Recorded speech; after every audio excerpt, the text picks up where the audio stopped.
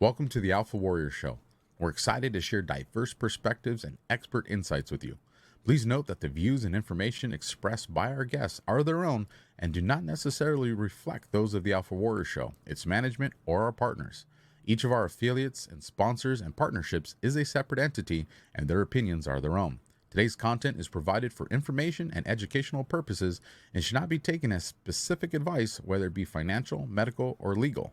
While we strive to present accurate and useful information, we cannot guarantee its completeness or relevance to your specific situation. We provide all information as is and encourage you to consult with a professional advisor to address your specific individual needs. Your use of any information from this broadcast is entirely at your own risk.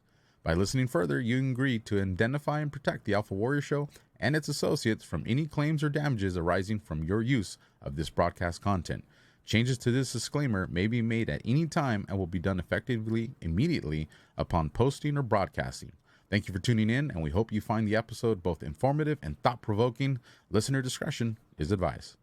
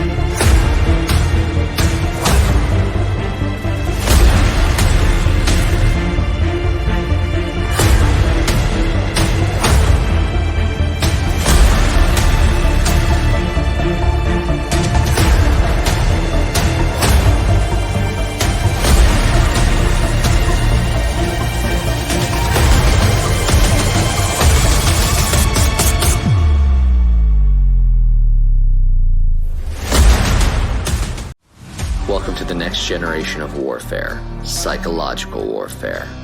In modern conflict, the mind is a potent weapon.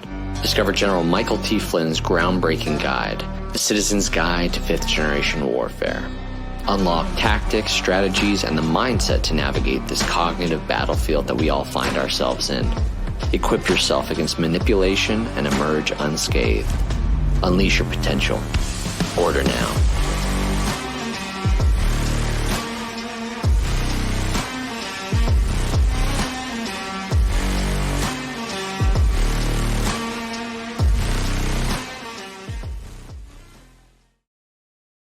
In a world of information warfare, psychological operations, who's who, what's what dimension are we in? Information warfare, you guys. It's not just a word that needs to be tossed around. You really got to have an understanding of that. And what does that look like in your individual life, aside from just saying something that sounds cool when we say psyops? So generalflynn.com/alpha. To get that book, to get those discounts. This is the AlphaWarrior Show. I am your host, Alpha. Today's conversation, you guys, this is going to be, thought-provoking, definitely, and a lot of fun. I enjoy the conversations I get to have with my guests before we hit the record button, and this was definitely one of those. Who am I talking about? Who are we going to see here in just a minute? Lee Papa. And just so you guys know, she's an avid spiritual seeker, an internationally admired speaker, trainer, coach, and author, celebrated for her expertise in mindfulness. Remember that, mindfulness, because we're definitely going to talk about it, and well-being. In 2008, Lee went through a transformation, though through an otherworldly journey known as a near-death experience, and you guys know I'm super excited to talk about this. She was gifted a peek into a realm that was more than what we call life. I hope you guys are paying attention to this. The once stressful, drama filled, and illness ridden existence gave way to a spiritual understanding of purpose of our lives and a roadmap to living mindfully. If you guys are not paying attention yet, let me say this. The last couple of years have been rough on everybody. It doesn't matter how healthy you are, how fit you are. Mentally, we've all been subjected to a lot these last few years, and you're probably feeling a little heavy for that. In this conversation, I guarantee you, when you take away, you're going to be empowered with some ways to improve that and some resources that you can go and add to those tools to help improve your mind and your body. So with that, let's get to our last commercial, and we're commercial free until the end of this broadcast. America's favorite mustache, Mr. Landau, and I'll be back in 60 seconds with my guests. I'm excited to announce we're having a huge MyPillow spring sale, and here's a few examples. Buy one of our MyPillow 2.0s, you get another MyPillow 2.0 absolutely free. Made with cooling technology, the best pillow ever just got even better. And this just in, 9 brand new colors and styles of our Percale bed sheets. They're made with the finest long staple cotton, and now you can save 50% or more. That's as low as $24.98. And for the first time this year, I'm bringing you our My Slippers and Sandals for as low as $25 a pair. So go to MyPillow.com or call the number on your screen. Use your promo code to get your MyPillow 2.0s. Buy one, get one free. Percale sheets as low as $24.98. My Slippers and Sandals as low as $25 a pair. And for a limited time, when you order $75 or more, your entire order ships absolutely free. MyPillow.com or my store. Promo code Alpha works at both of those. You saw the number on the screen. Links down in the description. If you're still old school on your phone, you got to put your finger in it and do that. Yeah, I dated myself. Those things were great. You know, back when phones had cables, we were more free than now when we have phones that are considered hands-free. Think about that. Let me bring my guest on the screen that you guys really want to hear from tonight. Lee Papa, how are you doing, ma'am? Fantastic. Thank you for having me on, Alpha. We're gonna have some fun. We are. I saw you chuckle when I brought up those old phones. You know, they were cool. You know, my mom used to work for the phone company, and so we had all these different kinds of phones. And then it got very exciting when we had the touch ones, right? Yeah, it was for those that are young watching this show. This phone, you had to put your finger in the number that corresponded with a hole, and you go, yep. And if you messed up, you'd be like, dang it. You had to push the little buttons on top and then start over. Different lifetime ago. You know, but you know, we weren't bound to our phones the way we are now. You know, I'm trying to remember who it was. It might have been Ivan Raiklin, General Flynn, but somebody did it was Boone Cutler. That's who it was. He had did a meme on the internet, and it was a phone, and he goes, I know why they call it a cell phone, and he had jail bars on top of it. Oh. And I was like, whoa. That's pretty profound. I was like, man, Lee, you've had some experiences in life that have just completely, just me listening to you before the show was just like, wow, talk about some life-changing type stuff. Where do you want to start with this? Do you prefer we start with what kind of changed it all, or you want to tell us how you got into this, how your life kind of put you to where you're at right now? Sure. Well, I think I came into this world like we all do, with purpose, right? And my earliest memory was in the womb. And I didn't even know that was my earliest memory until a lot of inner reflection and spiritual work over the years.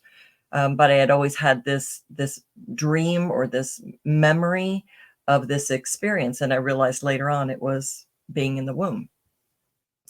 But as I was a young person moving into my teen years, I have always been a seeker. And I would call myself, I'm a seeker, and I am a truth seeker. And I didn't really know what that meant until the last few years, right? But it's like I was setting myself up for what was to come. even when my son was young, he would always repeat when I would say, "What are we?" We're truth tellers. I'm a truth seeker. Truth has always been very important to me.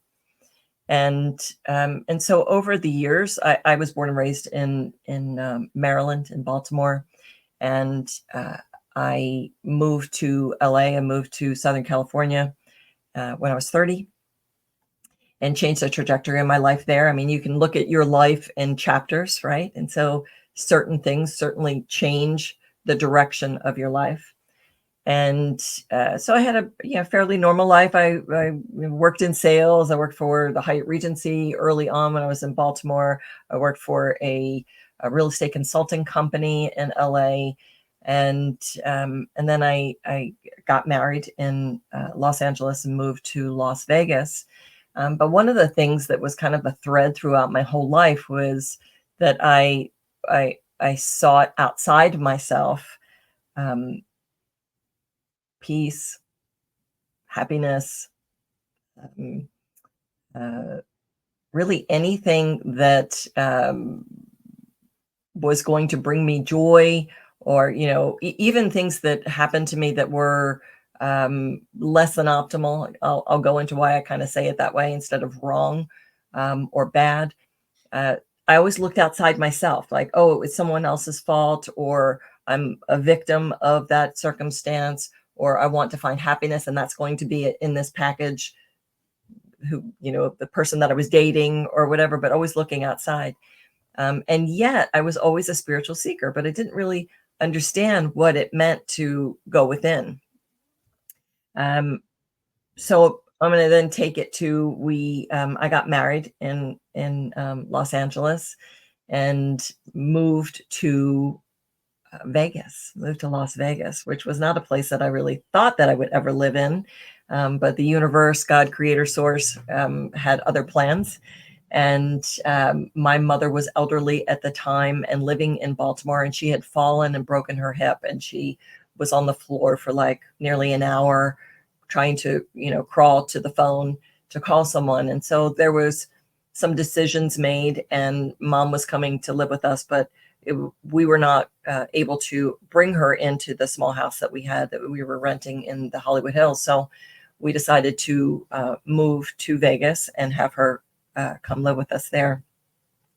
And anyone who takes in a parent or is, a caretaker for a parent, those details, which I go a little deeper into in the book, I think no one really knows or can prepare for what that looks like, or what that will entail when you bring somebody else into your life like that, no matter how good the intentions and how close you are to that person.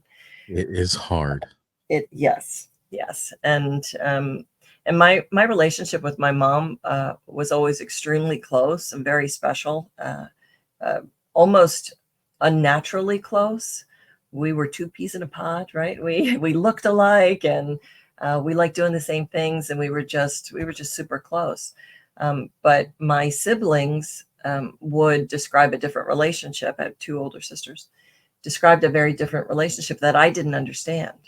And so I only had my own experience to glean from.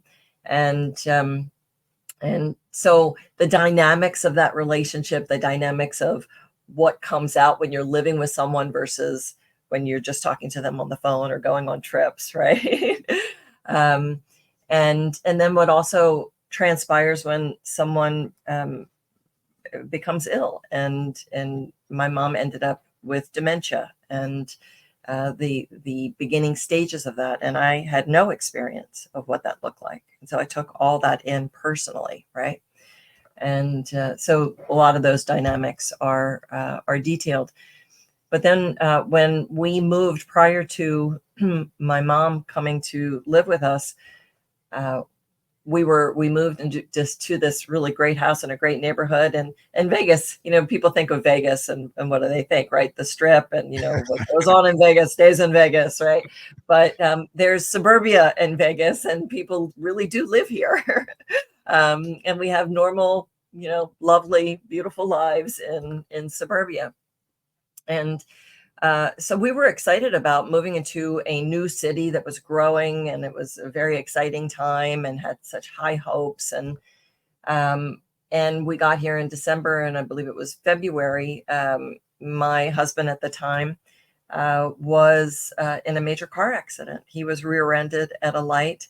There's the other thing about Vegas, that you have to really be careful when you're driving in Vegas, because some people go crazy, and they think it's it's a free for all, and it's okay to be drinking and driving, and or whatever else is happening there. And I'm not saying that happened in this case, but you just really have to take a beat. And he was stopped at a red light, had no place to go, and he saw in the rear view mirror that there was a truck coming and apparently wasn't stopping. So he braced himself for the impact, and he was hit and totaled the car. Side note, had a really great little convertible 325i BMW that I loved that then went to the junkyard. But the story of how that one moment changed the trajectory of all of our lives is part of the bigger story. So this once lively and fun and playful and very fit man became someone completely different, someone in chronic pain, someone who was now in the middle of a lawsuit. So you are regurgitating your pain and your disability every single day. They wanted him to journal and keep volumes, and I mean volumes, over a period of years of his disability. So what happens? What happens when you do that? You are programming yourself over and over and over again for this disability. And so I saw this once thriving person collapse into a disability, and it transformed him in not a very good way, and it was heartbreaking.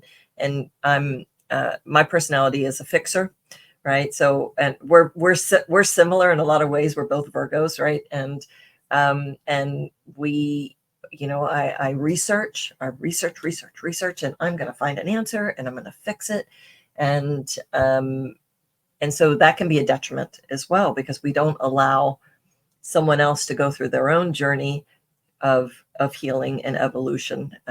But I didn't know that at the time.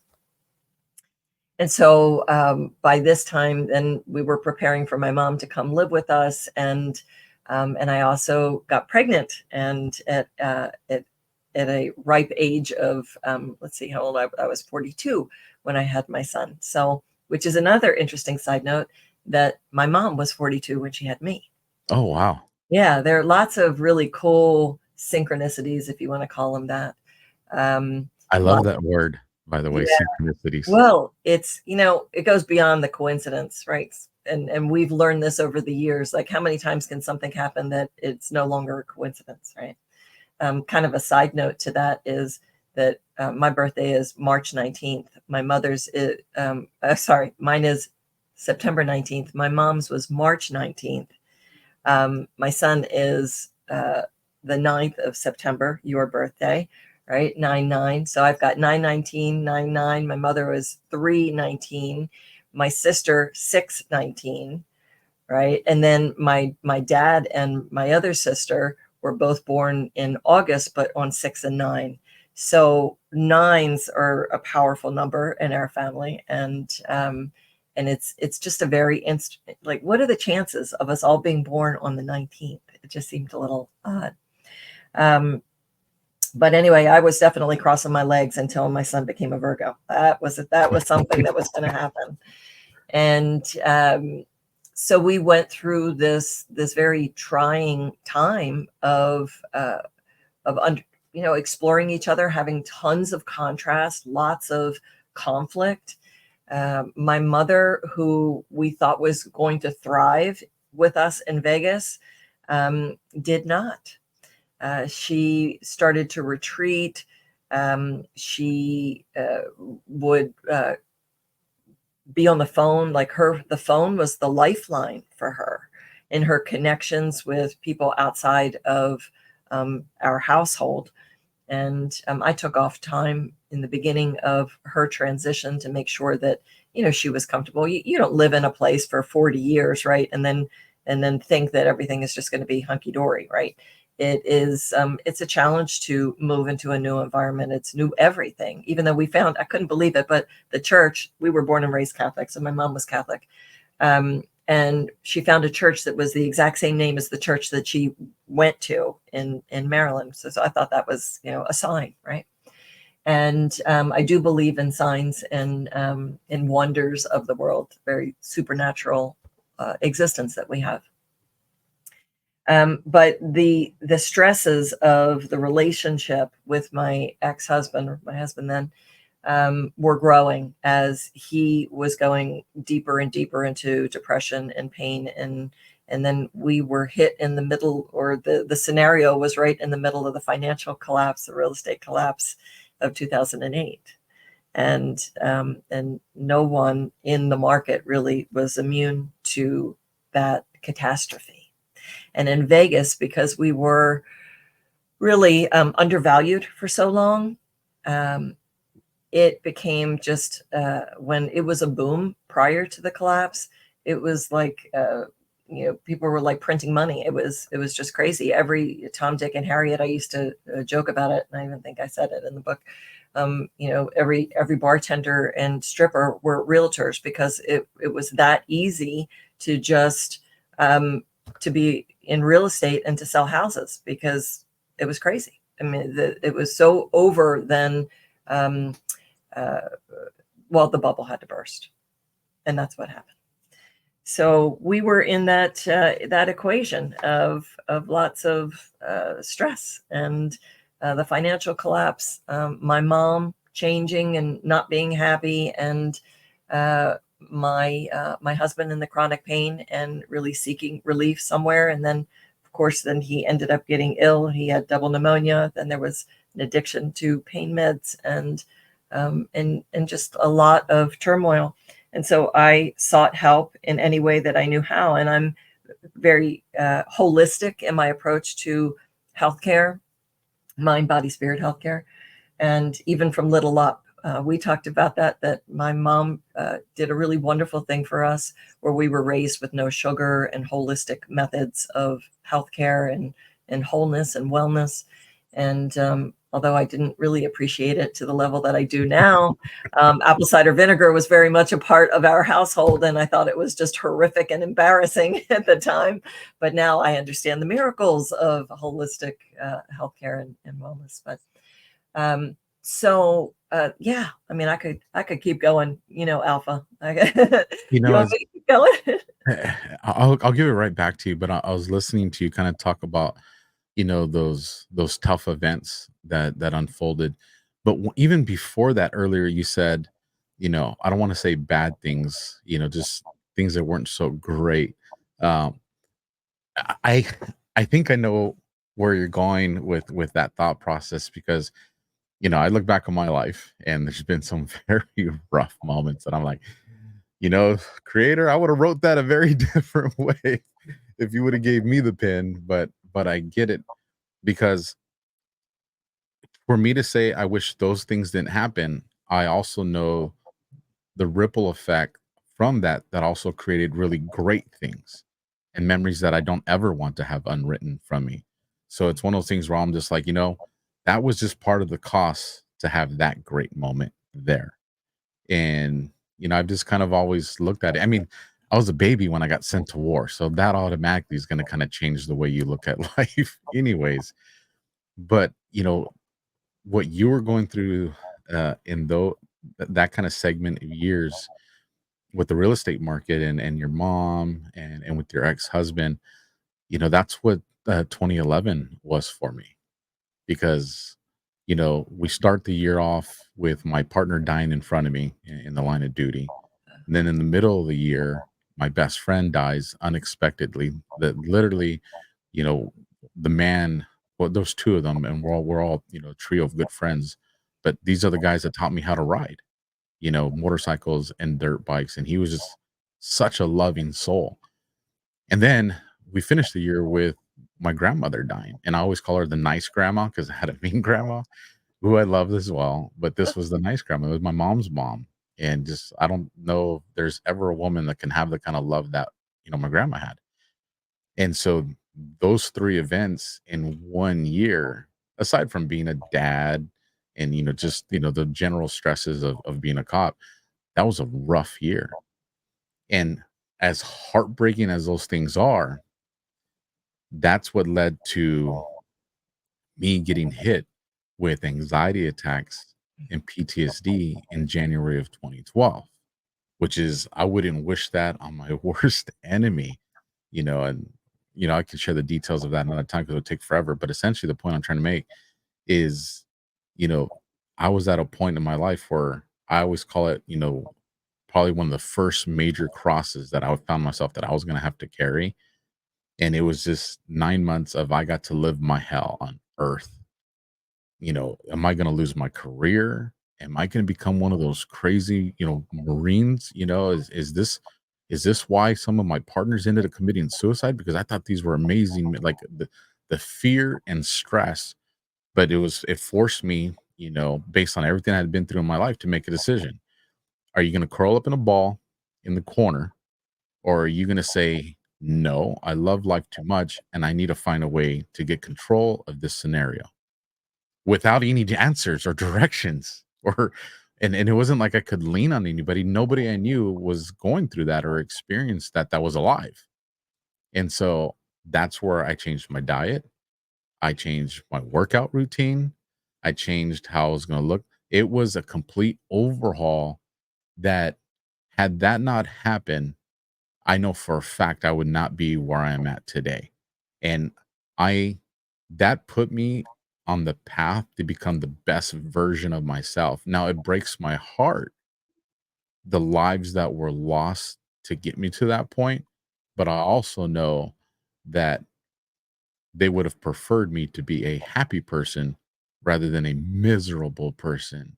And that's why as I'm listening to you talk about that, I'm just like, of course, I don't want anybody to ever go through pain. And if we're going to talk about impasse, you guys, you know, I don't want that. But I also know that just listening to you and the way you articulate your story, that that had to happen the way it happened to make you who you are now, for you to have the impact that you'll probably never even know the vast amount of people that you've impacted. There's so many people that lives are going to be changed because they read your book or heard your voice that you'll probably never even know, but yet you literally impacted someone in the world.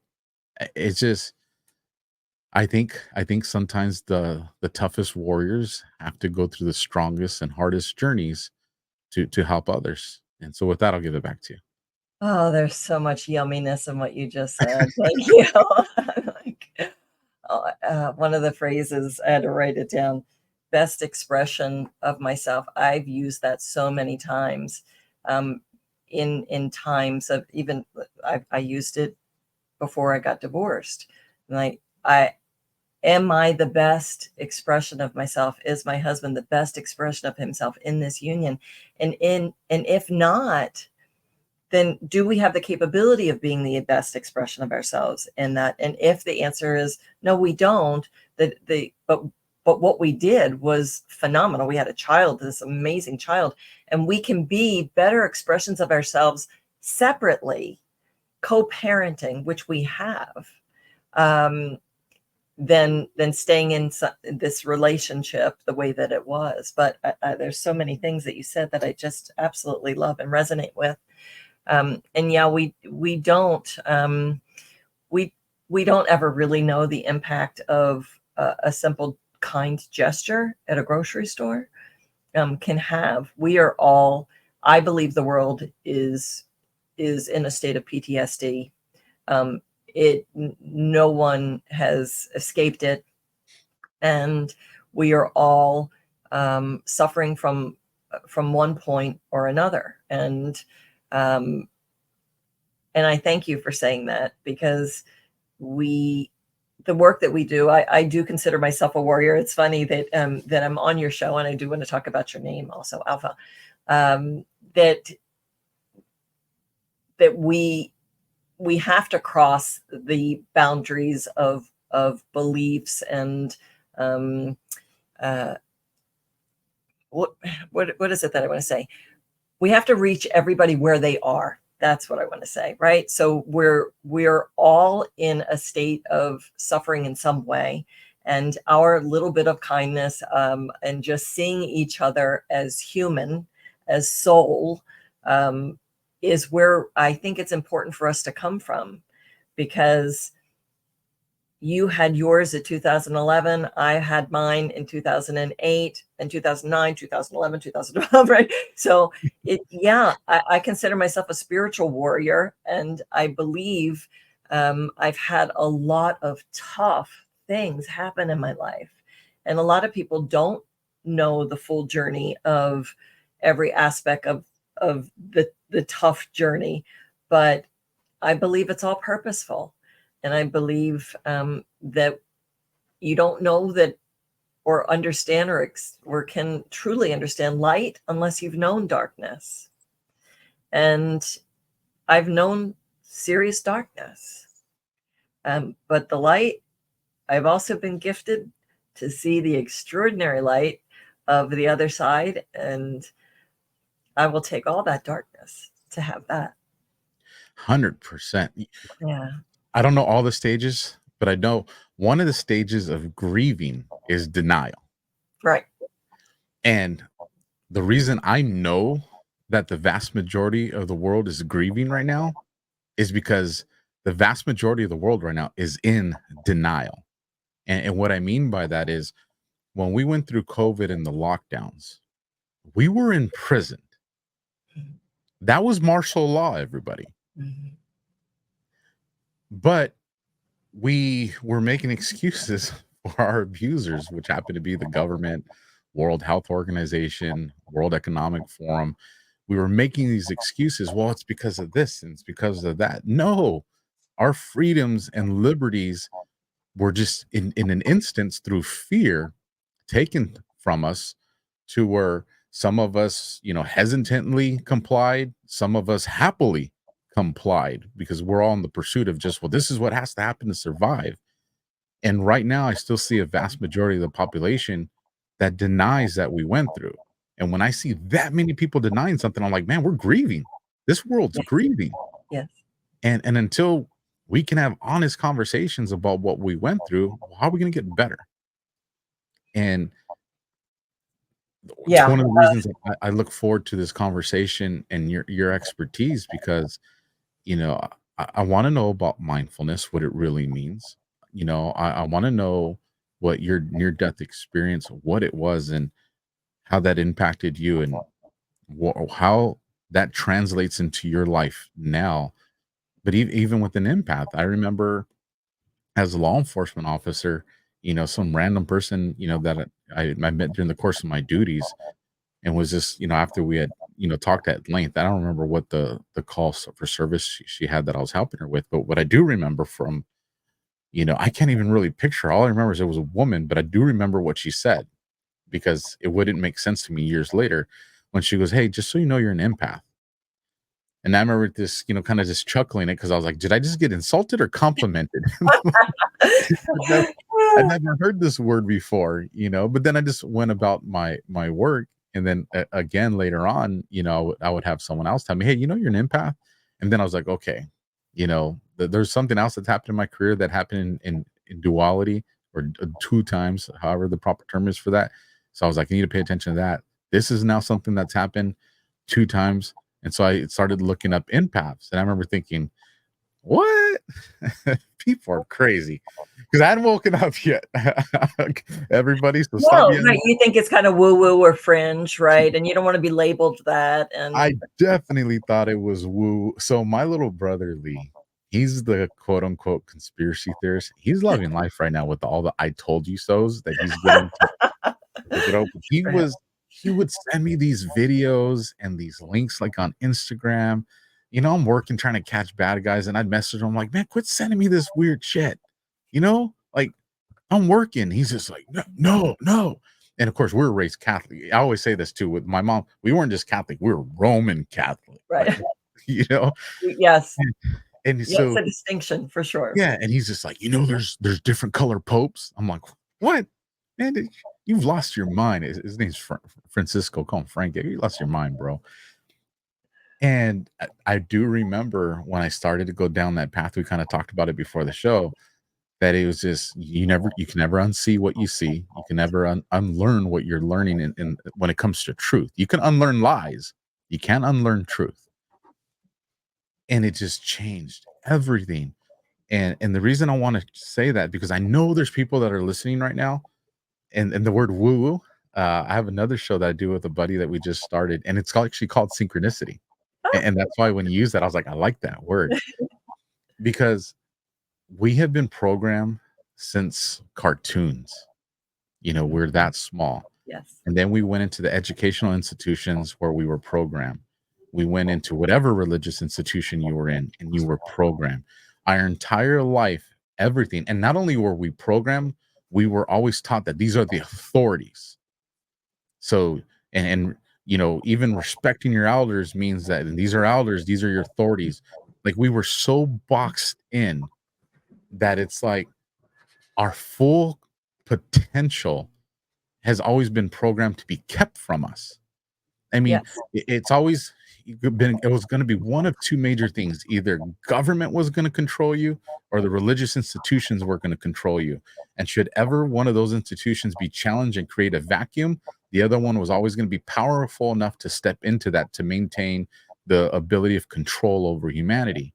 And where I'm at right now is I always tell people, listen, I believe in my creator, my God, my source. I don't care what name you want to give them. I know there's a higher power that created me. I know that because I can feel that. I've heard that voice speak to me one critical time in my life. People call me crazy. I know it happened. Now, with that being said, I also know that I'm a logical person, Lee. I'm going to give back to you here. I promise. No, sorry. I'm not the sharpest tool in the tool shed, but I'm an effective tool in the tool shed.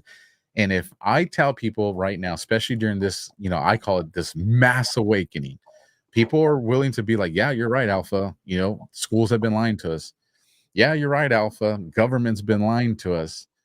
Document everything. They sign off on it. And then the second to tell them, but the church has been lying to you. Oh, hold on, Alpha. Wait a second. And I go, no, listen to me. I'm not trying to challenge your faith. The great thing about faith is it's faith, right? Believing in something that maybe you can't see or touch. Not challenging that. What I'm saying is religious institutions are still ran by man. And unfortunately, man is corrupt. And so what I always tell people is I personally don't believe that I need an agent or a man in the middle to have a relationship with my creator. Now, I do believe fellowship's important.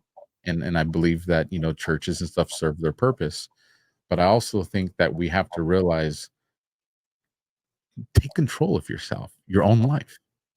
Why are we relying on these things to tell us what to believe? Why are we relying on these things telling us how to create? I mean, there's something in us, like I can feel it, Lee. There's something in us that just wants to burst, like on a global scale. But it's like they have us in this, like, this Easter egg thing. They're like, no, like, we got to keep this under control.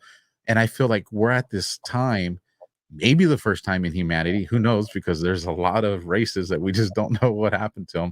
But I feel like we're at this point in our humanity where if as a global population, we can say enough is enough, that thing is going to pop. And what's in store for us is, biblical.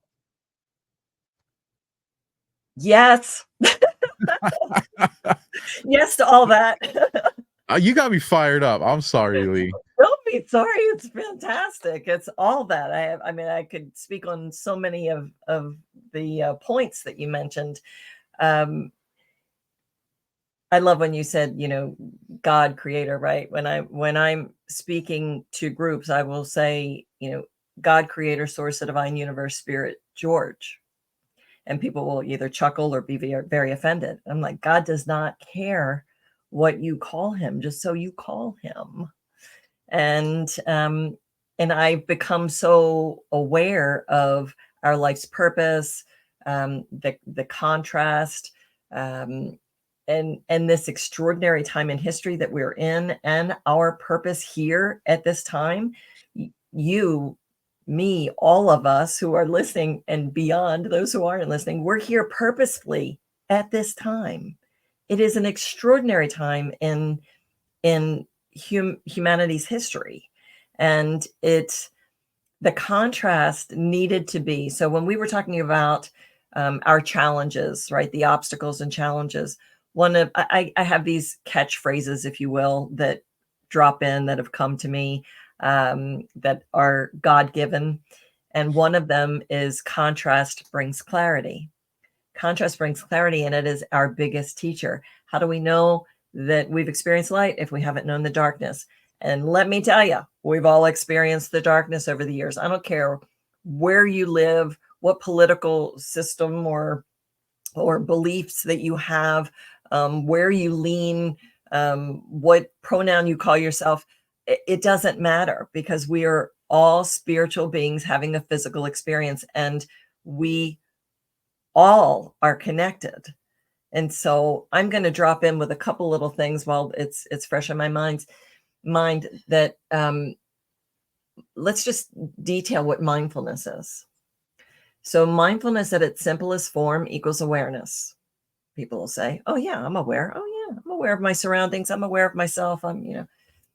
Awareness of your thoughts, your actions, and the world around you. I need a drum roll, please. Yeah. In non-judgment. Okay. Seriously, right? And so then the follow-up question is, who do we judge the most?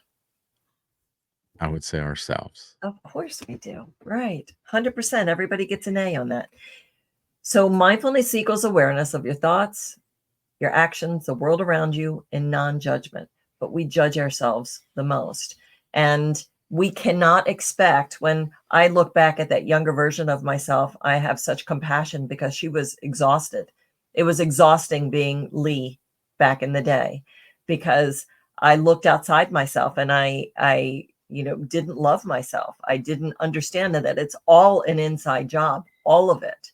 And everything that is going on in the external sphere of your world, and your relationships, and your jobs, in your community, anything that is coming to you is a direct reflection of what's going on inside you. And so if we're not doing the inner work, we cannot expect to have any change in the external. So you said something really profound. You made a decision.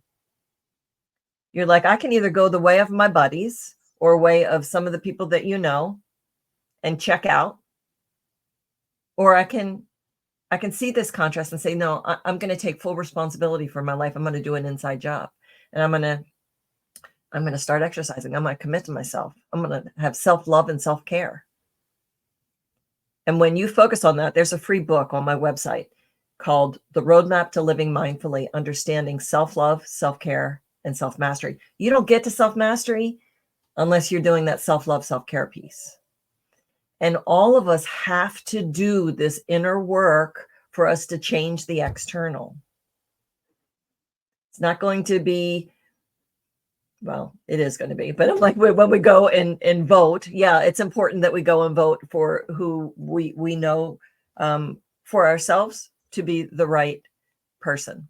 We all make mistakes. We've talked about that along the way, right? I know what I know to be true for myself today. And if I'm growing, if I'm spiritually expanding, that belief and that truth is going to change. Yep. Otherwise, I'm just atrophying. I'm atrophying, physically, mentally, emotionally, spiritually.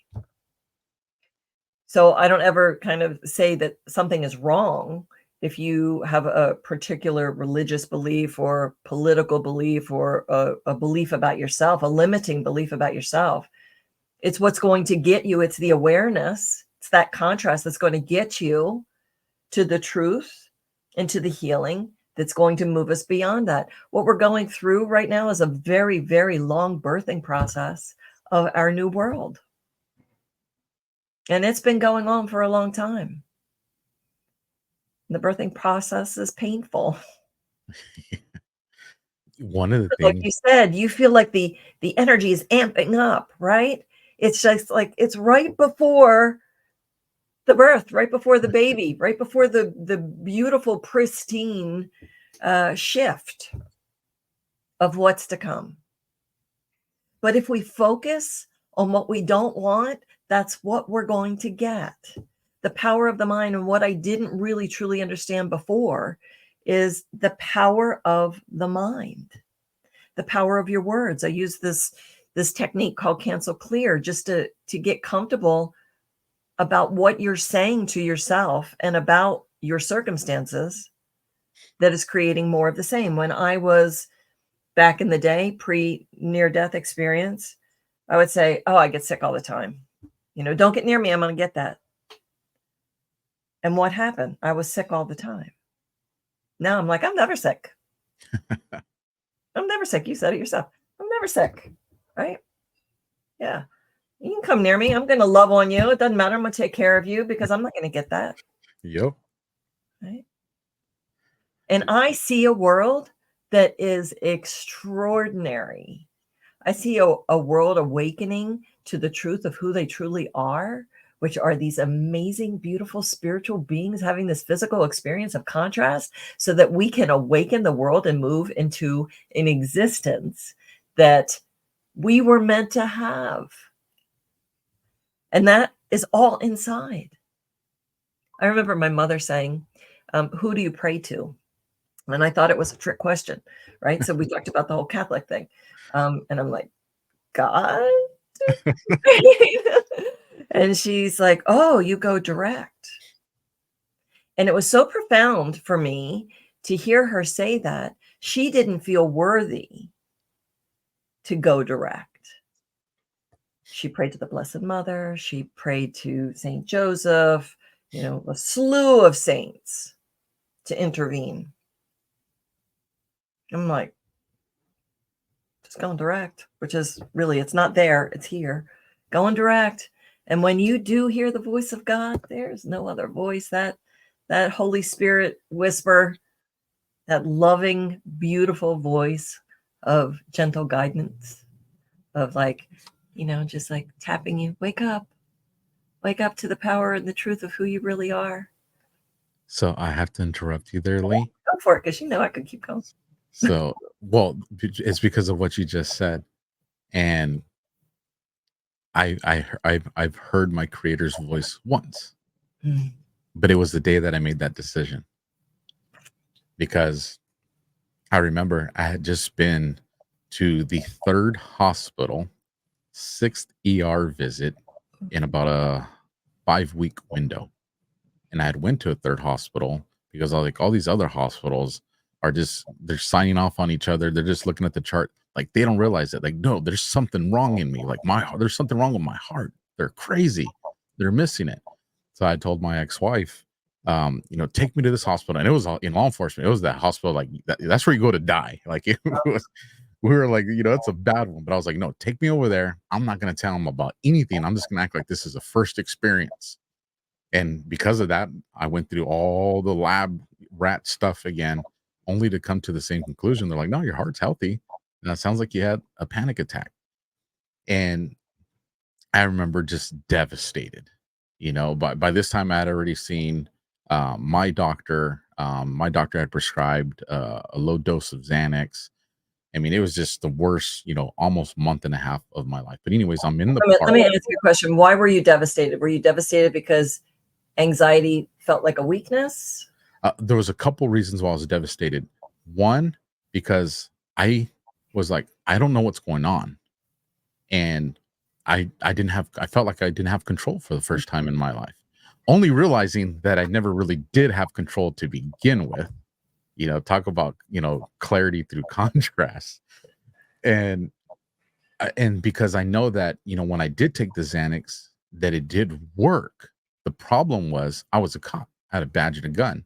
And if I was going to rely on this, that means my career was going to be over. And I didn't want that.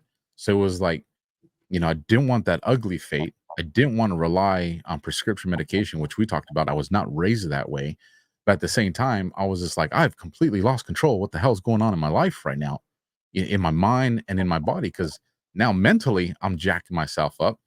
Physically, I'm feeling things that nobody can explain to me in a way that I understand what the heck they're saying. Because boy, do you get humbled when the creator wants to humble you. And as a cop, when I Mhm. would get, because we get sent to places when the fire department gets dispatched to certain things, and I would see people that were having anxiety attacks, but I'm right there with the medics, so I can see their vitals, and their vitals are fine. And I remember thinking in my head, like, get your shit together, you're fine. Like, what the hell's wrong with you? You know? And I was a very don't get me wrong, you guys, I was a nice cop, but we You're live in a alpha. world. Yeah, we live in a world where, it's a world of control. Yeah. And I'm looking at these people and I'm thinking, if your vitals are fine, man, just calm down, relax. Like, and then all of a sudden you find yourself in that vortex of chaos, and you immediately remember every person you said, just calm down, get control of yourself. And I'm telling myself that, and I just can't. And so, and like I said, there's a lot that happened here, but on that particular morning, because we got back home probably around somewhere between 8 and 10 in the morning, it was fairly early. And I felt another anxiety attack coming on. I'm like, I can't go back to the hospital the same day I just got released. I'm like, I need to walk. And so we had a community park in the homes where I live, and I start walking. And, it was not such an alpha moment for me. There was nobody around. So, I just tears running down my eyes. I'm The release. frustrated. I'm Yeah. frustrated. I'm tired. I'm confused. I'm terrified. And I remember some people call it prayer, some people call it a conversation, but I said, God, I don't know what you want from me, but I can't take this. Surrender, my friend. What do you want? And I heard his voice, and he goes, be a fisher of men. Mm. And so, me being me, I'm like, what? I'm asking you what you want, change careers, do this, do that. And you're going to hit me with the parable. Like, is that where we're going? Cause I'm Catholic, right? I'm like, you're going to tell me something that, fisher of men, I'm not no disciple, or was I? Right.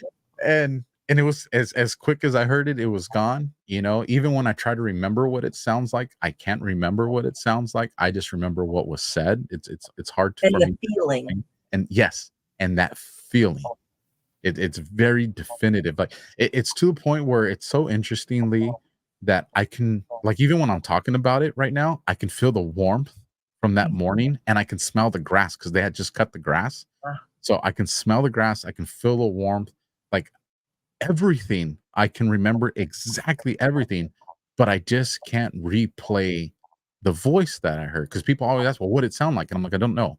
Well, then, but I thought you heard. I did. What would it sound like? I don't know. I just know I heard it. You know, it was a masculine voice. I know that because of what I felt, but it's that feeling, like what you said, that I remember. And fisherman was just not the answer that I was looking for. Well, yeah, no, we don't go, we tend to go kicking and screaming. It's not like, oh yes, yay, I want to go out and do this.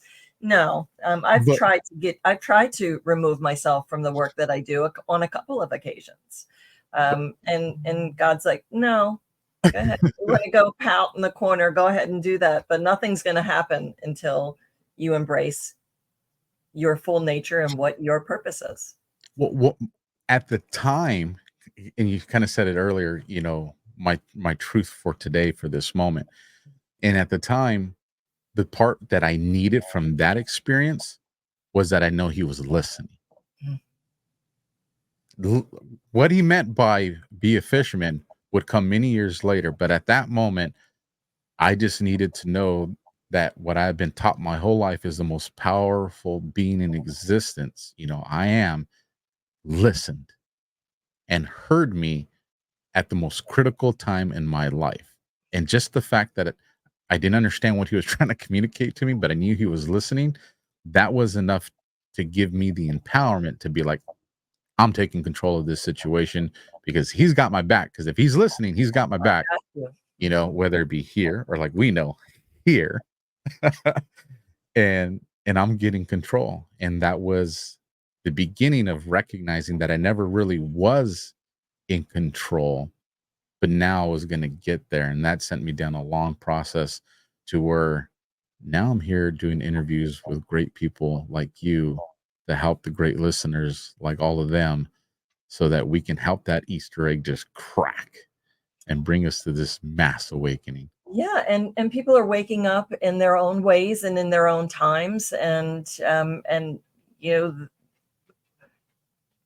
take what resonates and leave the rest, because it just might be a seed for later. I say it over and over again, because I even get seeds, like you said, you're going to be a fisher of men, and that didn't come until later. Well, you heard it. It was a seed, and then that seed needed to grow, and then it grew into this extraordinary reach that you have. And it does loop back to the mindfulness, because if we don't judge it for what it is and we allow it to unfold, being in that space of gratitude, then it will create and expand into what it's going to be. It's an exciting time. I mean, it is as much contrast as it is in the world, and as much pain as there is in the world. There is also mass awakening to leave the contrast behind. And this wouldn't have happened if we didn't have such loud contrast. I don't know if you know this, or can pinpoint a time in your life when you had a knowing. I came back from my near-death experience with an intuitive nature. So I have clairaudience, I hear, I have intuitive guidance that comes. But I also reflect back on times that I've had kind of that, what I'll call a hit or a knowing about something, but I'm like, oh, no. Yeah, I'm not going to do that. Whether it's to leave a job or to leave a relationship or to make a change or to do something proactive. And then it comes around again and it gets louder. And often this happens when it's contrast, when it's an obstacle, or if it's something that you don't want to happen, right? So something will happen around that situation where it gets louder, and then it gets louder. I just met this gal at a book signing, and she had fallen and really hurt the whole right side of her body, from her face to her hand, broke her hand, down her leg. And I'm like, oh, that's all about not the fear of moving forward. I said, so what's happening? Right? What's going on? Because it's always very intriguing to me. So what message have you gotten that you know you needed to do that you haven't moved forward on? And she was like, whoa, right? She knew she needed to move away from, I don't know if it was a job or move out of town or something like that.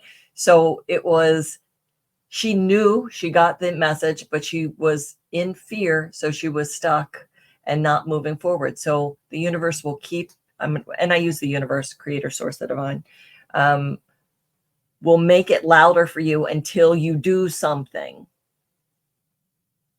And so then when the awareness comes, that aha moment and the awareness, then you're able to move forward, knowing the creator's got your back, because the creator is always vying for your highest and best, always. It may not look that way because the contrast is loud, but always vying for your highest and best. You just have to do the physical stepping forward, right? So has there ever been a time in your life where you didn't answer the call and things got louder? More than once. I do know what you mean. And the first couple, hindsight's always 2020. Yes. So when I look back, I'm like, okay, I know what that was about. But because I ignored it, round two was louder. It's gone to the point where now make sure that I'm listening, because I am a stubborn person. We talked about this, which means that because I'm stubborn, sometimes I make that contrast get very loud before I'm willing to surrender, to be like, okay, What is it you're calling me to do? Okay, that's what it is, because that's why all this has been going on. And then push forward. And the times that I've heard it, sometimes it's been for a dramatic change of a movement, and Mhm. sometimes it's been for a dramatic, yes, this is real, accept it. So it didn't require any change. It was just quit minimizing this, or quit saying this is something else. This is a gift. And Awareness. So it was about awareness. and one of those things, Lee, so from a very young age, I didn't, now I can put a word to it, manifestation. I didn't understand the word, manifestation then, but I realized that when I was manifesting things, it would happen. If it was something as simple as, I want to go to the park and ride my bike, to where my dad was just like, hey, we're gonna go to the park and ride my bike, or so something where it was like, you know, I don't want to go to school today for that test. And so, my mom would be sick. And so then I wouldn't have a right to go to school. And at a young age, I kind of started to recognize it. Well, to be careful what you want, because sometimes what you want is going to result in some of these things you don't like to make that happen.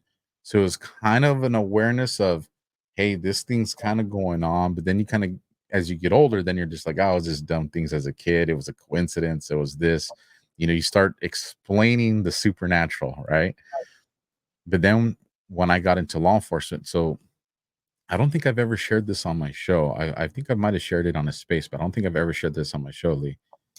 One of the reasons that I struggled with my partner's death, and some people may believe this, some people may not, that's okay, was on, his name was Jermaine Gibson, and he was just a phenomenal man. Like, he was a Marine as well.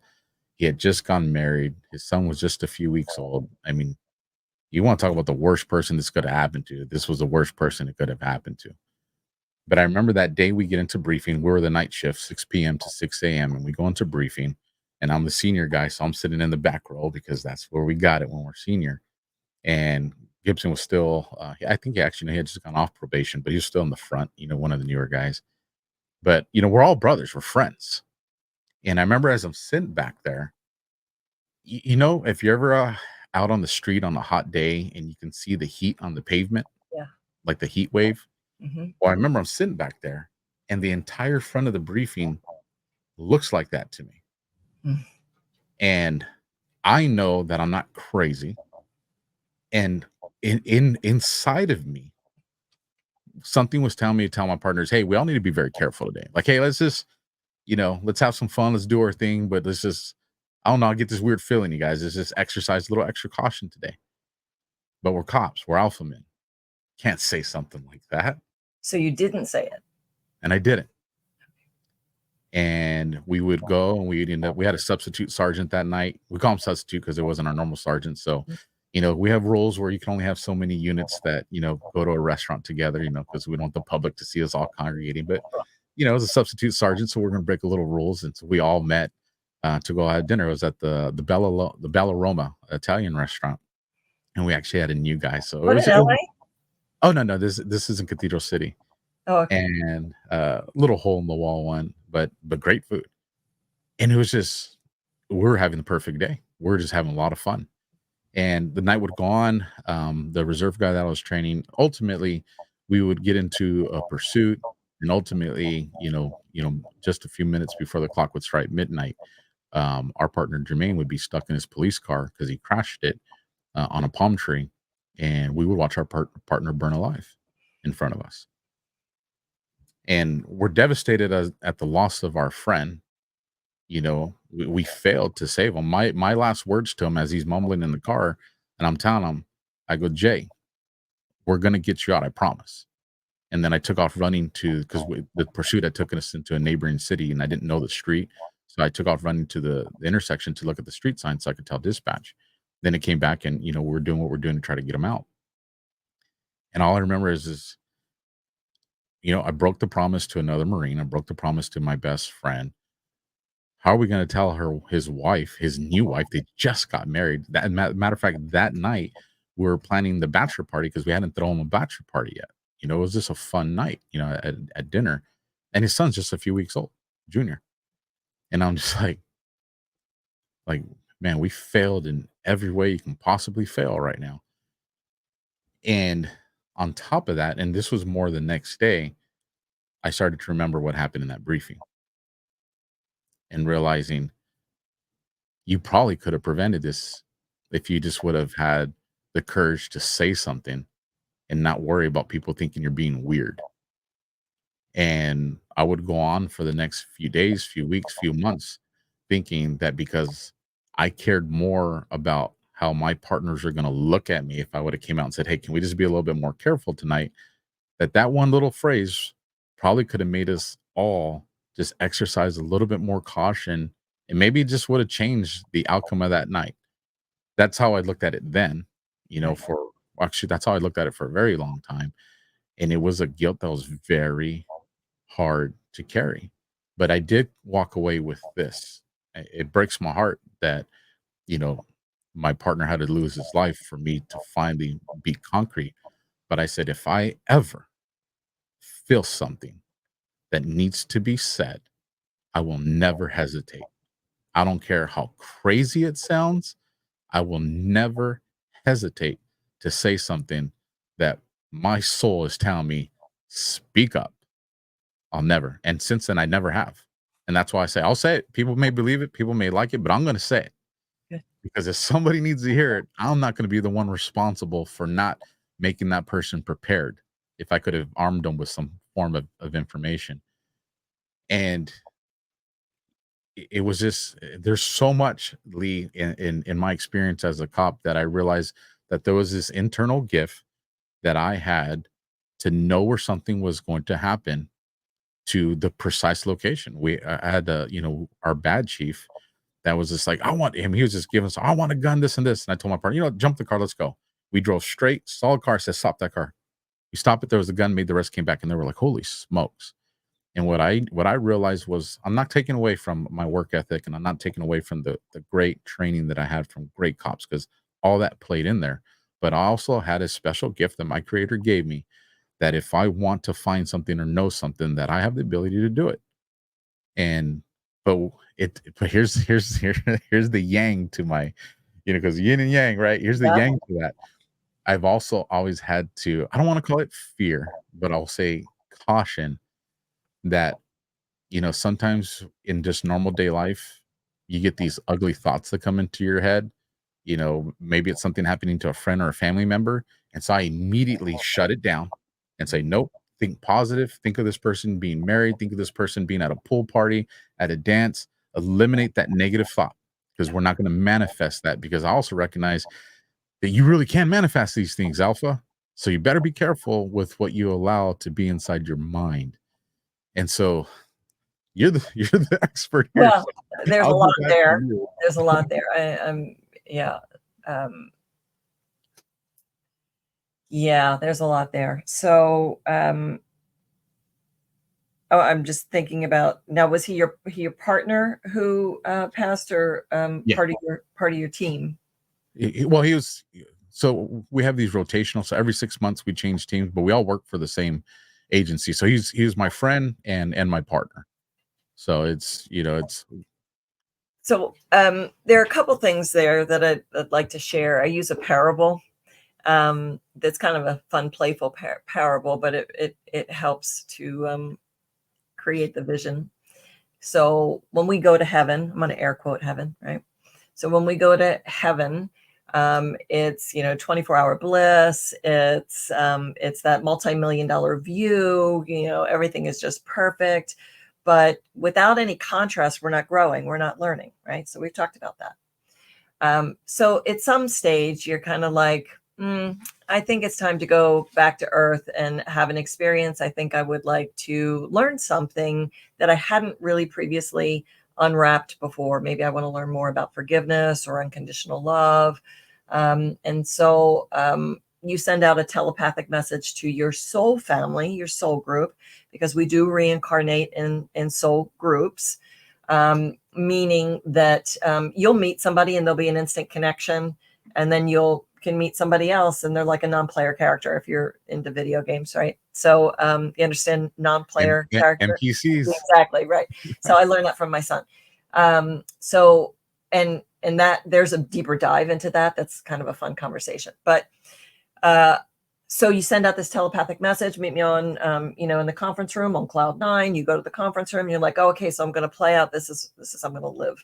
I'm going to have, several opportunities, because we do have opportunities throughout our lives to have an exit opportunity.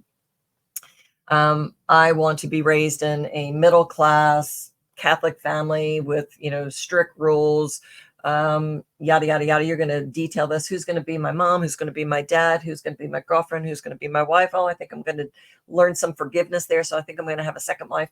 And so who are going to be my children? And, I really need to learn this particular lesson about guilt, about forgiveness, about who's going to play the role of my friend, partner in this particular time in my life. That I think, how should we orchestrate this so that I could really feel the feeling and understand the healing process? And then the soul says, oh, hey, how about if we orchestrate this particular scenario? And then, I don't really, I'd like to exit then anyway. So let's do this. Let's play it out this way. And so we're like, oh, okay. All right, great. We're going to all do this. Yep. We're all going to do this. Okay. Boom, we're going to go down. And then you wake up as a child with amnesia, and you have your full life, and you have these experiences and these points in your life where people show up and have these experiences. And some of them are tragic. Some of them are joyful and wonderful. And the reason why we say this is because some of the hardest relationships or the hardest circumstances in our lives are given to us by the most loving souls on the other side, who are part of our soul group. They know that you wanted to have this experience, and so they are offering up their experience in your lifetime for that. And your partner and your friend, yes, those that we leave behind are grieving, and those that are left behind have the third dimensional experience. But I will tell you that on the other side, we don't have that attachment.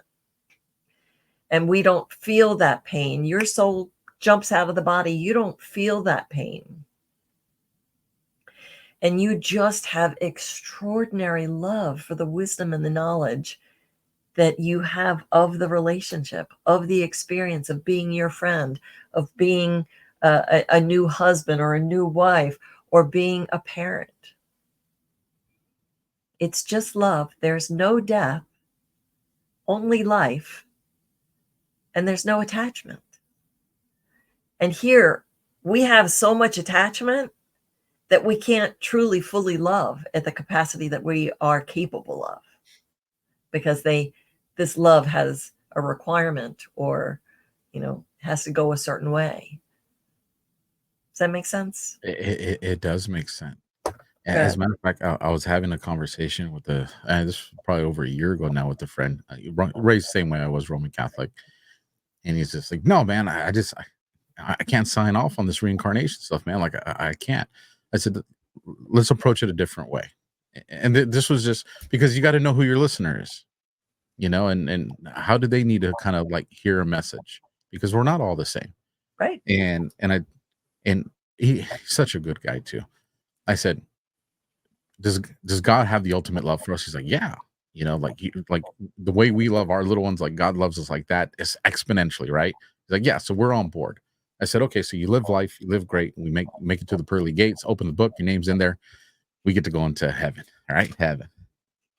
And you're doing the experience of heaven, and you finally get to have these conversations with God, and you tell, God, I really enjoyed, that that physical life, what's it? Physical experience, the spiritual experience in a physical body. I was just struggling to get that one out there. And you say, God, but I really feel like I missed out on this. Like, I didn't get a chance to do this. Can I go back and try that? You think he's going to tell you no? Right. Or do you think he's going to tell you, I love you, son? Yeah. See you when you get back. Yeah. I'm always And he here. was like, well, no, I don't think you would say no, but I said, well, I go, look, we're at a fork in the road here, brother. We both agree that God loves us beyond anything. And if we're telling him, I really wish I could have experienced this or this. He's trying to be like, yeah, I want you to experience it too. So see you in And 80 years. we have free will. Mhm. God gave us that free will. And I only recently, I would say over the last couple of years, listened to other people's accounts of near-death experiences. And it's always our decision to stay or go. And the whole idea of it is to gain wisdom and knowledge and bring it back. You know, so in the career as a cop, one, had I known that I was an empath, who knows if I would have chose that career or not, because I wanted to do it since I was a kid. But you're fortunately, I guess you could say, you're there at the moment of a lot of people's deaths. People, I've seen a lot of people that have passed right in front of me. And it wasn't by practice or plan. It was just intuitively that when I knew that this person is dying, there's nothing that the paramedics can do. There's nothing I can do. Or, paramedics are not even going to get here in time. There's no way I can stop this bleeding. Like, this person is going to die. Yeah. All I knew was intuitively to be the most peaceful, loving version of myself at that moment. So whoever this person was, that the other soul that was there with them was peaceful. I didn't want to have panic on my face. I didn't want to look like it was just, hey, I'm here with you. Mm-hmm. It's fine. And it's not death. It's a transition. Well, I know that now. Right. But you time, intuitively knew to just be at peace. Just be at peace. Just so this person, because you're the only one there with them.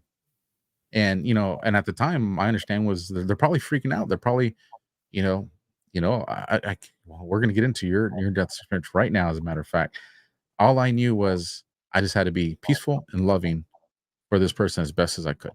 Mm-hmm. And so with that, Lee, lay it on us. Yes. How did it happen? There's so much to talk about. I love this. So as spiritual beings having a physical experience, our spirit can leave our bodies, and you will possibly hear people saying an out-of-body experience, right? So there you can have an out-of-body experience without officially, flatlining in a hospital, right? People do it all the time in meditation, or have some, a dream state. I think people do it with, how do I say this? Plant medicine, right? You understand what I mean by plant medicine? So like ayahuasca and some other plants that bring you out of your body. So my experience was, remember I said that I was in a stage where I was always sick. I had attempted to go more natural and move away from pharmaceuticals, antibiotics, because I was using them too much. And it seemed like every couple of weeks I had something. And it was just my body's way of speaking to me. The body is a tool. It is our sacred a vessel for our spirit, but it also speaks to us. And it is our tool if you learn how to listen and know what it is telling you. But I was in this stage of just really baby steps of trying to break away from that and go back to more natural approaches to wellness. But it takes a little longer until some time passes and you have done really natural approaches to wellness.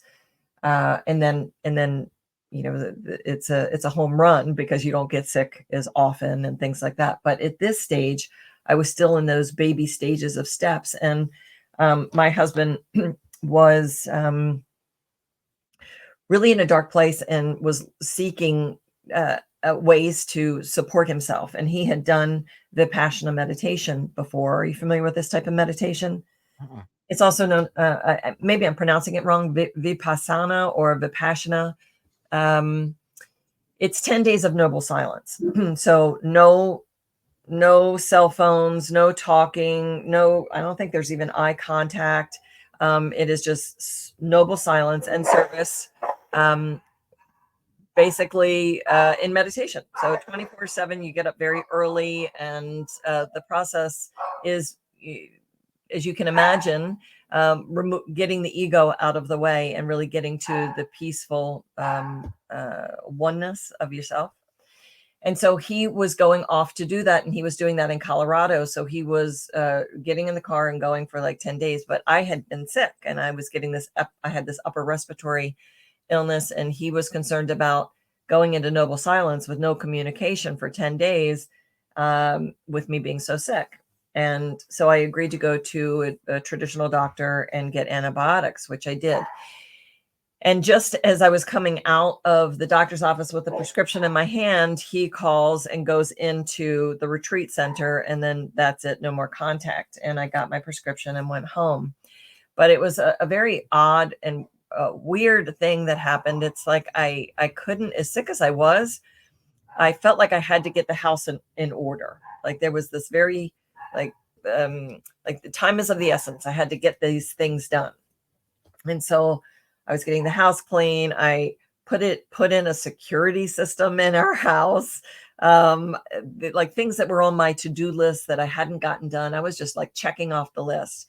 And then within a couple of days, I was really down. I was out, and the antibiotics weren't working. Not to go into all the minute details that of the actual experience, but so I was in bed. My son was 2. He's nearing his birthday. It was at the end of the summer, and my mother was now sequestering herself so much that I'm hardly even seeing her. And in a time where I really needed somebody else in the house, I couldn't even whisper for help. And I found myself in this stage. I wasn't sure when the last time I had anything to drink or to eat. I was scared because I didn't know what my son was doing. And I started to feel my spirit lift out of my body. Now, I had that experience one other time previously during Reiki. Are you familiar with Reiki? Energy healing? A little bit, yes. Okay. And so I was a complete control freak at the time. That was my mode of operation. Everything had to be controlled. Everything had to be a certain way. My lists had lists. I was extremely organized. It was just my safety. It was how I felt safe in a world that I guess I didn't feel safe in, right? So to allow my spirit to come out of my body, I had to have had that experience prior with Reiki for me to really understand what was happening.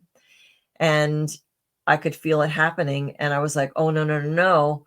There's nobody here to take care of my son. Mom will be in a panic. She won't know what to do. She won't know how to get in touch with my husband. So I had enough cognition to grab my phone, contact my friend who is my son's godmother, to come and get him because I was very ill. She came to get him. I knew he was safe. I knew everything else would be taken care of. I went back to bed, and then I let myself go. And my spirit left my body, and I went into the light, and it was an experience of the brightest and whitest of lights you can ever imagine. It is like, if you can imagine lightning strike white. I mean, there's some nice white color here, but it's just white light. And immediately I felt this freedom. Dr. Michael Beckwith talks about the feeling of taking off a tight shoe. And that's a really great expression or a visual for that, because it is a freedom of your soul who is so expanded, coming out of this restrictive vessel, and elation, pure elation and joy. And immediately I felt like finally I'm home. And then I saw these 2 light beings, by the way, no body, just a sphere of light, and no concern of not having a body. This is truly who we are. But then I saw these 2 light beings approaching me from the distance in the light. So we were all light. I was light. The space was light, and these 2 beings were light, but they were like variations of light around, so you could see the form. And these 2 beings communicated with me telepathically, and as one and then individually, and one felt like a masculine energy and one felt like a feminine energy. And when they morphed into form, it was just an outline of light. One felt masculine and one felt feminine.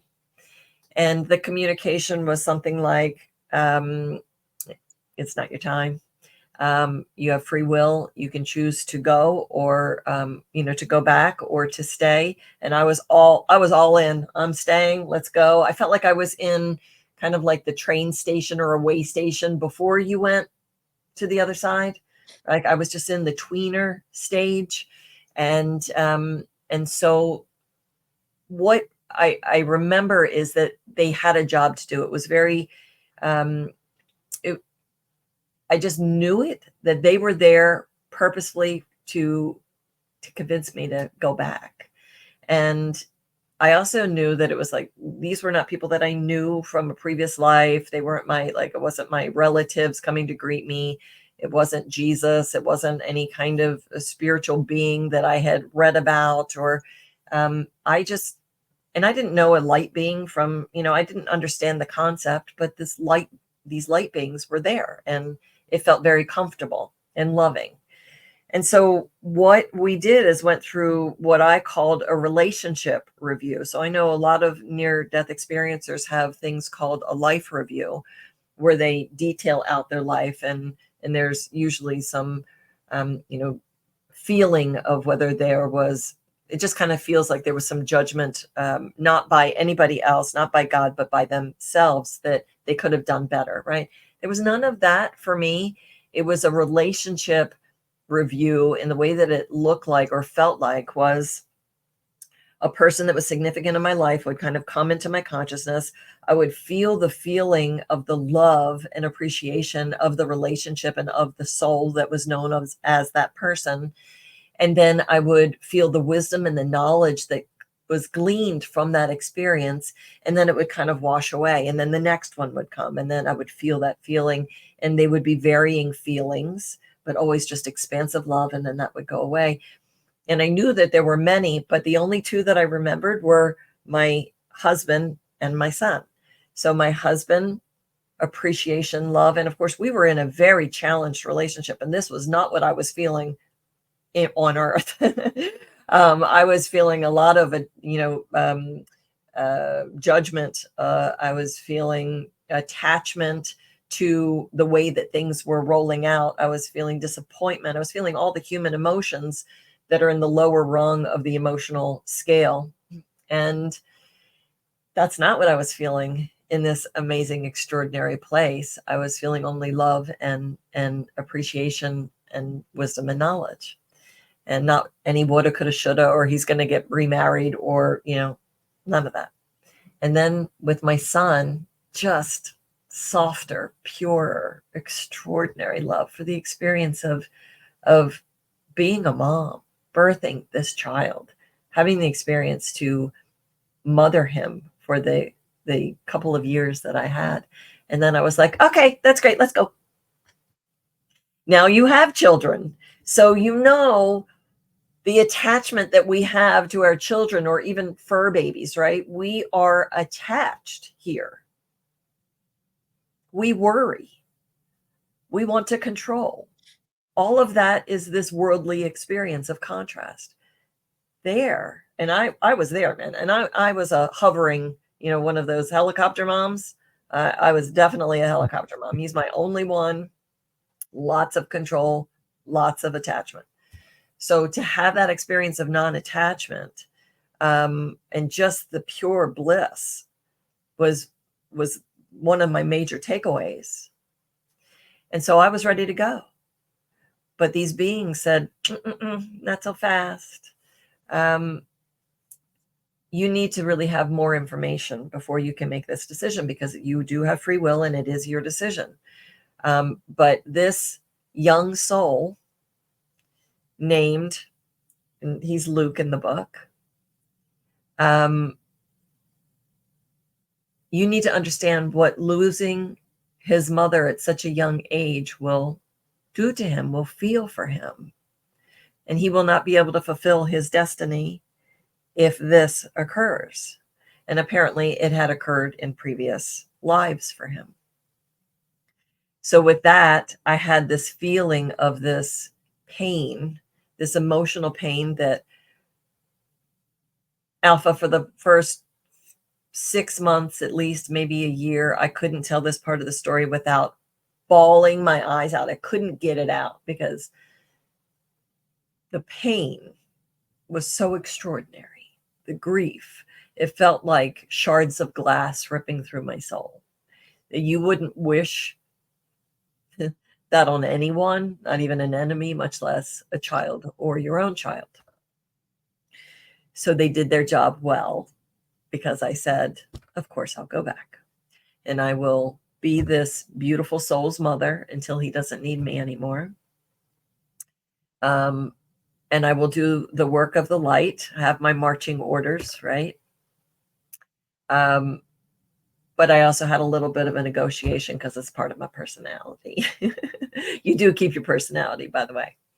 And I was like, so here's the deal. I'm going to do this, but when I'm ready to go, I get to go. No long drawn out illness, not, any craziness. I want to, when I say, yep, I'm ready, I want to go. Within like that, I was back in my body.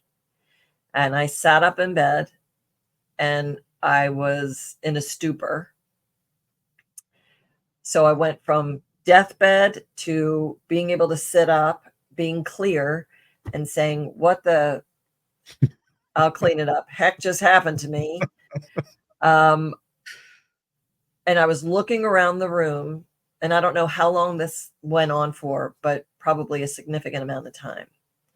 And everything was beautiful and glowing and extraordinary. And I just was lost in the beauty of everything, to the point where I thought I was really losing my mind, because I was literally looking at the doorknob and the hinges on the door with such awe and appreciation of all of it. It wasn't like my room was full of flowers, right? It was like, it was a normal bedroom.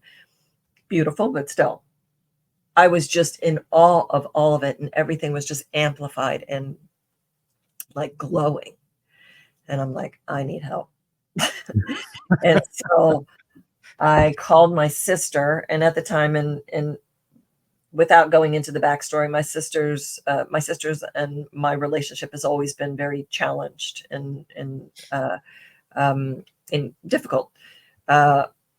But in this small period of time, I had a very close connection to my one sister, and she had been studying meditation, and she had sent me the book, The Secret, during this time that she knew I was challenged. And she plays a very big role in the story because she brought a message to me in the beginning.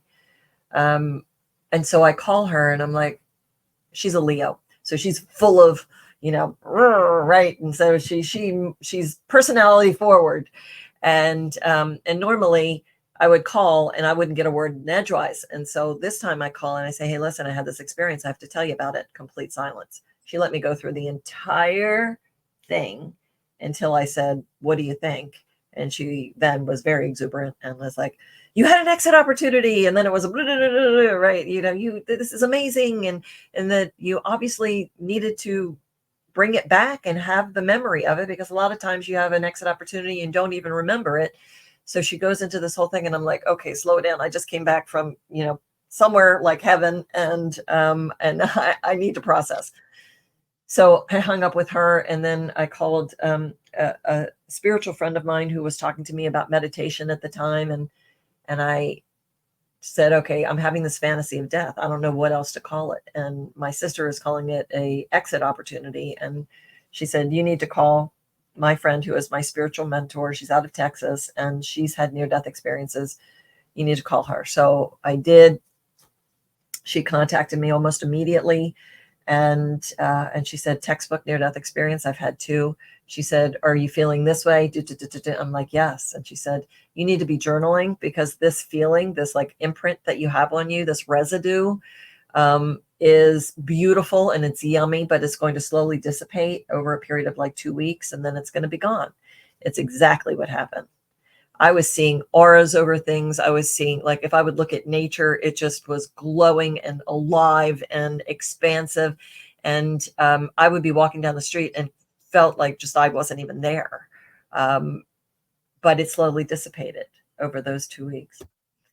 And so I called, got my son back, and had a completely different perspective and appreciation for being a mother and this soul. And it was beautiful. And yummy is just a word that I use because that I'm a foodie, right? So it just was a yummy experience to just have him back with me. And then the next day, I woke up with just a skip in my step, and just the sun is just starting to creep up, and I was super excited just to be alive and to have this experience and appreciation for living.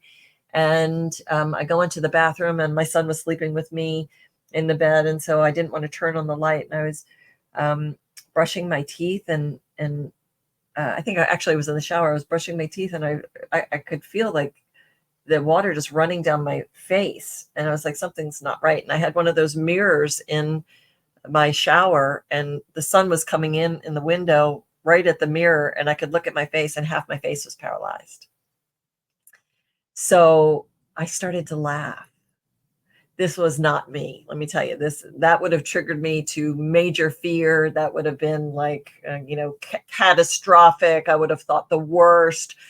But coming off this near-death experience, I started to laugh. And because I knew it wasn't real. Like, it was just a symbol. And so I pointed up to God. Should have done this, but that's a new awareness. Pointed up to God. I'm like, okay, I get it, right? Like, I know I had this experience, and I know that this is contrast, and I know that it's all perfect and divine, right?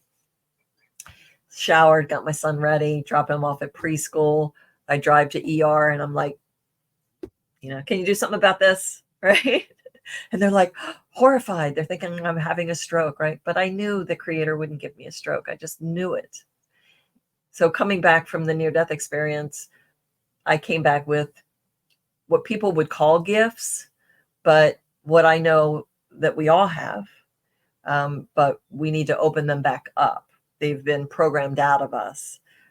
So I came back with some of those, and that intuitive knowing is one of them. And I've also, this is the side note, I've kind of like you have, I've shut down a lot of the things in certain points in my life where I'm like, nope, I don't want to be dealing with that part right now. So I'm going to shut that down. But back to the hospital. So they said it was, oh my gosh, I just lost it there. I just had a senior moment. I totally forgot the diagnosis. I'm calling it Epstein-Barr, but it's not Epstein-Barr. It's where half your face is paralyzed. It'll come back to me. Anyway, so they said you might or might not get your face back. There might be some residual paralysis. And I was like, nope, that's not going to happen. So they gave me medicine, and then I left. And I knew immediately it was a message for me to change my life, like yours was, right? That this level of stress was not healthy for me. I needed to do something else. And so I closed down my business. I called my business partner, and I'm like, hey, listen, this is happening. We're going to close down this business. She was right on it. And then I went back to Reiki, and I got some acupuncture. And within 6 weeks, my face was back with a little residual lazy eye, which tends to just droop a little bit when I'm tired, but that's it. And that's the portion of the actual near-death experience, but the residual effects of that continue on today.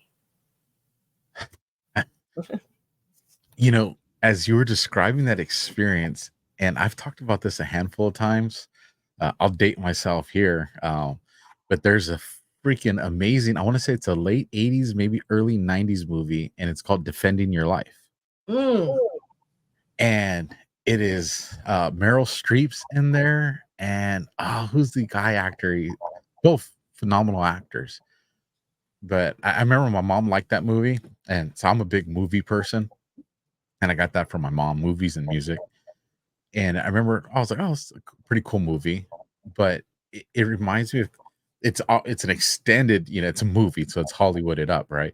But it kind of describes that, when you die, that place you go where you're not in heaven yet. So I don't want to, I don't want to ruin the movie for people, Okay. but Yeah, in the because I'd like movie, to see it. yeah, such a great movie.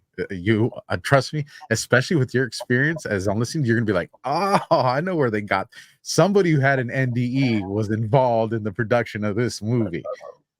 So when he gets there, it's one of those things where it's not about going to heaven or going to hell. It's about this, making it to this next level. But are you prepared to get to that next level? And they're showing aspects of his life of where it's like, to get to this next level, you have to check all the boxes, and maybe courage wasn't one, so you're going to get on the train station to go back so you can try this one more time to conquer that courage box that you need to check to make it to the next ascension. Like, a super cool movie, because there's one part of the movie where, what do they call it? I think it's called like past. Oh, it's called Past Lives, Yeah. where you go and Personal it's like, progression. yeah, so you get to go in, and they make it look like a movie thing, and you get to go and watch like all your past lives. Right. And so he meets this person, and they're like, "What's your past lives like?" And they're joking about the different things. Like, he has cool stuff. He has like And it's really called Defending Your Life. defending your life. Okay, I'm going to check it out. By the way, it's Bell's palsy. That was my diagnosis. Oh, Bell's palsy. Okay, I know what you're Yep. talking about. Well, it's interesting because I know that even though I was going to heaven, there were things for me to work out in this lifetime that I'm glad that I did come back. I think I kind of made a mistake because I had voiced in that this was my last time. I'm like, I'm not doing this again. It's going to be my last time, right? This is for the birds. And the thing about that is that you get a lot of contrast, because that's where the lessons come from. So this is going to be my last time. I got to learn all the stuff I haven't learned in my previous lives. And one of them is fear. And I didn't realize, because I thought I'm a courageous person. I mean, like, I'm one of those people to go in first, right? I didn't think that I had fear, and yet it creeps in different ways. It shows itself, it morphs and shows itself, and then I see where it is, right? So, yeah, the past life thing, I think, for me, I know it to be true, right? Again, it's my truth. I knew it instinctively within myself. I just resonated that, yes, that felt like truth. But then I also saw different videos of young children, and they're so pristine when they're young, right? They remember things that get programmed out of them once they go to school. And like prejudice is one of those things. We don't come in with prejudice. We are pure beings, and we understand the soul connection, and then we get programmed. It gets programmed into us. It's a terrible, terrible thing. Anyway, so I forgot where I was going with that. Where was I? Well, we're talking about the past lives. How? Oh yeah. So there are YouTubes about children that that remember their past lives to the point where you can actually follow the thread and research it and find that person in the picture, and find people even that were alive or are alive that can corroborate the story. It's I don't know how you reconcile that unless there are previous lives. Now, my son had an experience when he was really little where he had burnt himself on the stove. I was teaching him. We were making pancakes, I think. It was Thanksgiving Day. And I was teaching him, about, he was on a chair, about heat. And, this is hot. And, didn't want him to get himself burned. And again, helicopter mom, super overly protective. So I was very cautious. But what happens is he did burn himself. And he was screaming. I was mortified. I'm holding him. I was really into essential oils at the time. I got some lavender essential oils. I'm pouring lavender on him. I'm holding him. He's crying. And he said, I want my mommy. I want my mommy. I want my mommy. And I said, honey, I'm right here. I'm right here. He said, no, my other mommy. And I took a beat and I was like, oh my God, he's talking about his previous mother.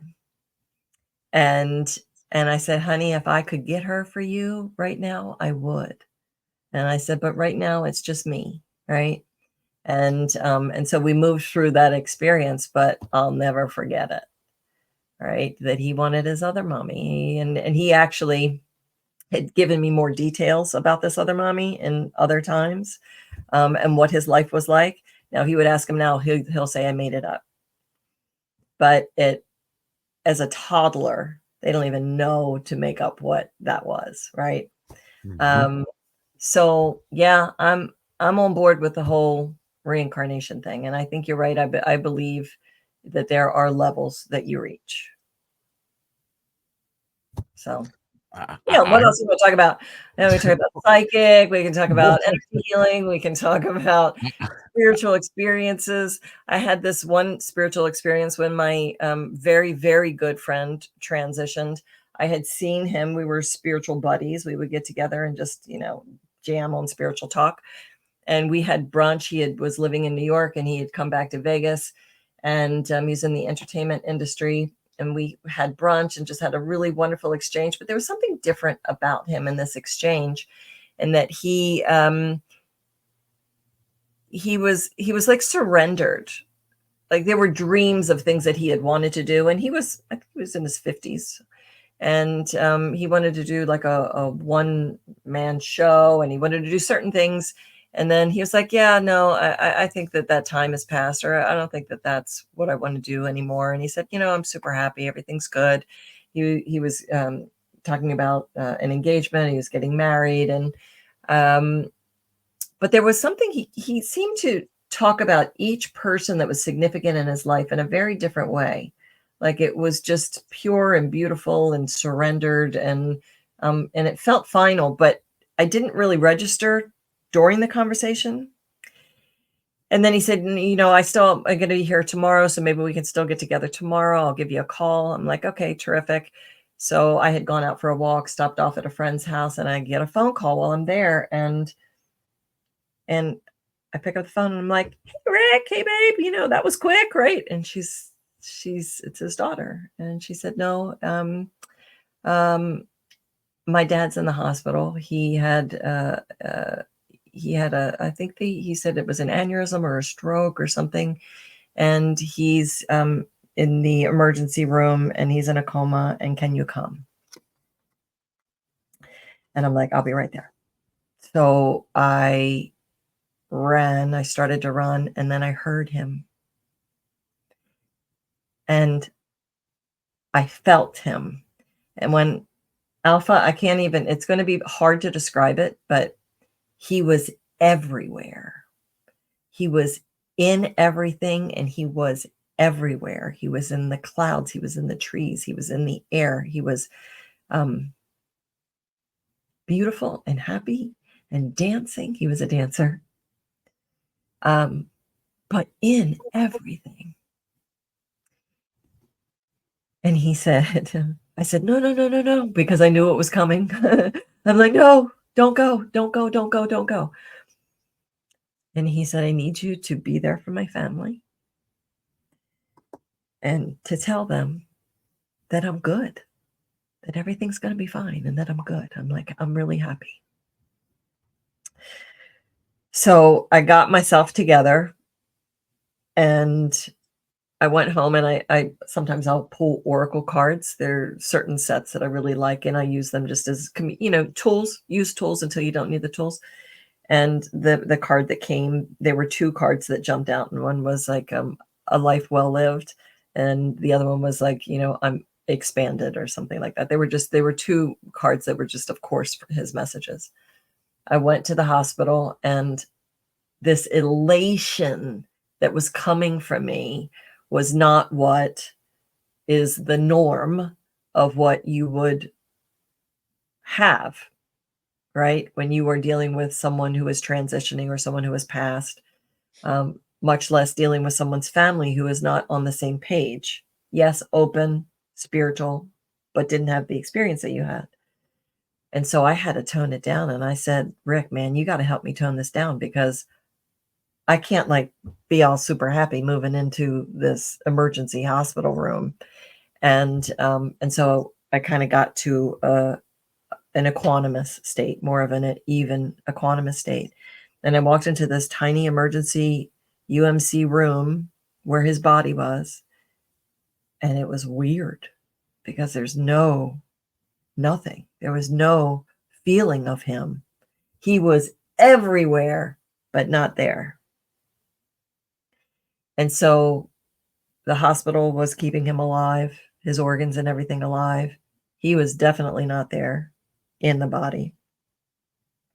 His family was desperate for him to come back, and it was having hope that he would come back.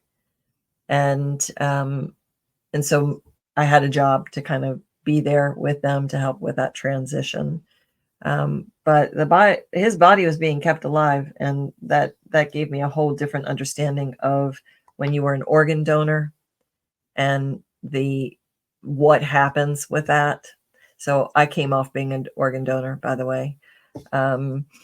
But that's for everybody else's own personal decision and what happens. But what I saw happen during that experience led me to that decision.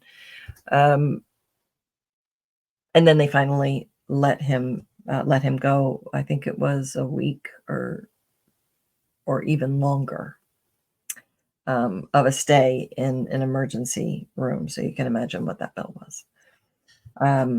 So that kind of supernatural experience that I get to have, right? I feel blessed to be able to have, reinforces what I know to be true about our experience here on the third dimensional plane, and what our real experience is, what our real life is, which is within, which is the spirit, and with a loving God, our loving creator. So yeah, that's that little story. I mean, a little Go story. on a tangent, right? Sorry. Definitely not a little story. That is a powerful Mm. story. You know, as you were saying that, and I'm sure the listeners are experiencing this too. I'm hearing your story, but then other like life events are like, popping up in my head as I'm listening to you explain this. And it's just, the ability for our brain to multitask and be looking at things and feeling multiple things at one time. It's so fascinating to me. But one of the things that I was like, I want to make sure I bring that up. And I would say everybody, but I know nothing's an absolute, but I would say the majority of people at some point in our life, whether in a serious conversation or just a conversation of fun, we've asked, hey, if you can go back and tell your younger self something different, what would it be? Don't date this person, don't buy that car, whatever the case may be. And, I've always said, oh, I'll tell them, change this or change that, but, recently I was asked that question and I said, I would tell them, don't sweat it. You survive everything. Enjoy the ride. That's good. And I remember I was so happy that was my answer, because I was just like, oh, now you're starting to get it. Now you're starting to get it, because I was like, I don't want to change anything. There's been things that of course they were difficult. But for me, it's always been, here's the things that hurt. Here are the things that bring us joy.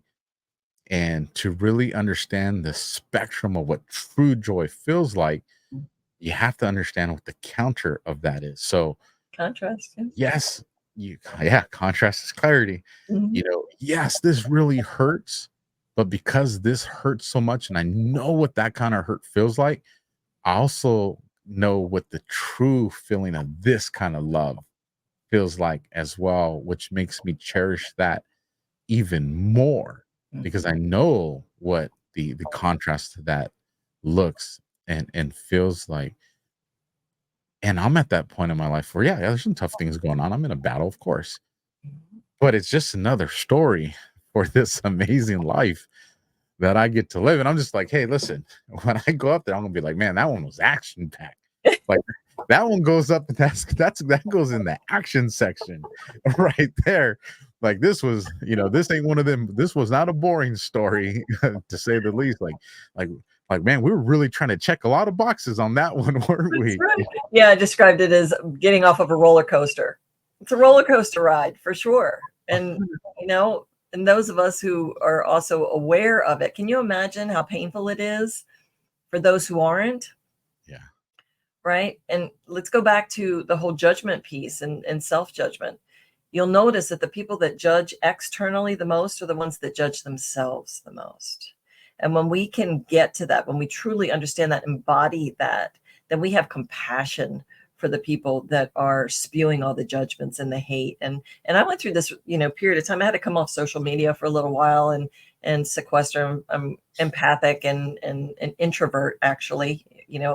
And a lot of us who are forward in our work, like speakers or trainers or influencers, we also are introverts, and we like to squirrel away and get that's how we fill our cup, right?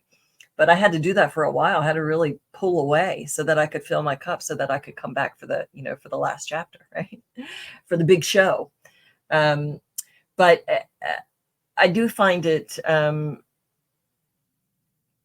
I don't know where I was going, but what I do find it fascinating that when you are not aware of the stuff that we're talking about, that the contrast is so loud and you don't even realize it, that it must be so painful to be you when you're so locked into your beliefs and you're so locked into your fear and you're so locked into your hatred and your rage and you're so atrophied in all of that. It must be so painful to be in that space that we have to have compassion. Instead of pushing against people that aren't awake, we have to have the compassion, because I wasn't awake at one point and I had a different belief system, and I don't want to be judged for my belief system, but it has also made me who I am today. Right.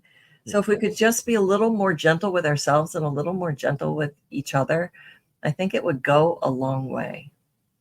It does. And I like your approach and the way you communicate it, because there are going to be people that listen to us that they're just not ready to hear this yet. And that's okay. That's okay. Yeah. And that's what I say. That's okay, because I was like that too, Yeah. but there's a seed. And at some point in your life, you're going to experience something that this conversation is going to come back up. You're going to be like, I remember this. And it's just going to soften the impact of that moment, just to put you to where you're ready. And my intentions, because I think intentions are very important. Mm-hmm. My intentions are just to let people know that just because we've been lied to so much doesn't mean that we don't stand a chance and that it's over. Once you recognize what's really going on, and you pursue the path of true truth, I mean, I'm excited for those people. I'm excited because all these things to create distance between ourselves and our creator. Once you realize that there's funny business going on here, and you've been taking this path, and now you realize you can just go straight there. Like, I just know how amazing that's going to be for people. And I was that person, Lee. Like, Yeah. I was like, no, you guys are crazy. Ghosts, this, no, and then, how do you deny things when you experience them yourself? When the student is ready, the teacher shows up, right? Yes. And and so now I'm just, now I'm very conscious and aware to make sure that I don't do any of those bad habits to my two little babies. One's about to be one this month, and the other one's she'll be 4 in November. Interesting enough, they're both born on the 20th. One's Oh, June that's cool. one's June 20th, and the other's November 20th. So both on the 20th. Well, you got a Scorpio baby. Is that a Which one's Scorpio? Which one's Scorpio? November. The November? November, I And think then, that's Scorpio. And what's the other? June? and then June. Gemini, right? Yeah, Is I that think so. Gemini on the 11th? I think so. Gemini and Scorpio. You're gonna have some fun. But here's the other, amazing thing, because now, this is my career. This is my livelihood. Yeah. But this is also mine. I control my hours. And so, when I'm editing, and I'm not saying I don't miss being a cop. I miss being a cop. It was my whole entire life. I positioned myself to be that. But my older kids, the ones that are now adults, they had to sacrifice a lot of time with me, so yes, they had more lavish things. They got to live a more lavish lifestyle. They never had to hear the word no when they wanted something, which is in contrast to these little ones. Right. But they also had to sacrifice time, and they're all amazing, amazing kids or adults now. But they're always going to be my babies. Of course, I say that to my son all the time. You're going to be 50 and you're still going to be like, "Come sit on my lap." And I did tell one of my older ones a while ago, but I wonder if she'll even remember. She probably would. But I'm like, you see me love your little sisters a different way, but just understand that you're a part of that. Like, Mm. You made me a dad to begin with, but on top of that, I'm older now, and life's different. I was 20, 21, when I became a dad, versus 44 now, so I was 41, 40, with Alexandria. And so life's very different, with the 20-year window and everything that you experience. But I just want her to know, it's not that I love them more, I just love them different. But you had a hand in teaching me that, so That's just beautiful, conscious, and you know I'm sure she appreciated that. and I know with these little ones that if they tell me, they have an imaginary friend, I'm not going to be the one to be like, no, there's no such thing. I'll be like, well, then go play with them. Right. What's their name? what's their name?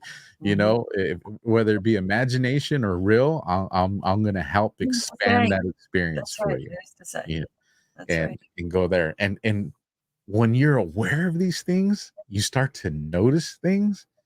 And so, and as a matter of fact, it's right in front of me. I have a baby monitor, so this way when I'm editing, I'm always, because I'm a helicopter dad, just like, and now she's like, wants to climb the couch, and I'm just like, the girl knows no fear. So, at least once a day, she makes my heart go, like, whoa, don't do that, as I get up to run, to go save her. But there's times where I'm like, who are you playing with? And I just watch.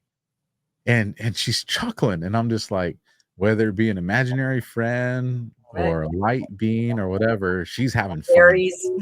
Yeah, she's having an experience and she's having fun. I ain't gonna be the one to take that from her. That's right. Absolutely not. As a matter of fact, I want those again. Right. She's a sovereign little being, and she's having having an experience, and that's what I had to also come to learn is the attachment that we have here and the control, because that comes from fear. Everything is either love-based or fear-based, right? And we think that we're loving, we worry because we love. No, it's fear. We worry because we're fearful. And my mother, I grew up with my mom, the phone would ring when somebody wasn't home and she'd be blessing herself, right? Or call something. She's like, is everything okay? Right? I mean, everything was always towards the negative. And I didn't want that pattern, that program to perpetuate with my son. And I didn't really come to it until he was a little older. And it's really the early years that's the most important, 0 in the womb to 7 years old. I understand your brain is in theta state. So theta is hypnosis. So your little one is getting hypnotized by everything that they see, hear, the television, the exchange between the parents, the family members. everything. Your exchange with, at the grocery store, they're taking in everything, just being hypnotized by everything. So can you reprogram yourself? Absolutely, you can. You can do it also through hypnosis. You can do it with coaching and making small changes every day, like you did to transform yourself, and I've done to transform myself. I'm still learning, and I can't wait to read your We book. all are. I hope we continue to learn always. So, but one of the things that I want to do was I wanted to make sure that I set up these two little people for the best opportunity for success. So while they were in the womb, headphones with classical music, like everything, making sure that, they get sunlight, take her to the backyard, go check the mail, just make sure, but it's, to play that good music, to play those good frequencies, especially, and for the people that are like, wow, I don't believe, well, then just look from the science portion of things. And how much of our body's made up of water. And I forget there's two main people that went into this, but one of the scientists, we're talking about the frequency of water and the memory that's in water, and how you can make part of the water that has like a very symmetrical shape, with good and positive music. And then there's the water where the crystals look dirty and they're talking about hidden messages in water. Dr. Emoto. I'm trying to find the book. I know I have it here somewhere.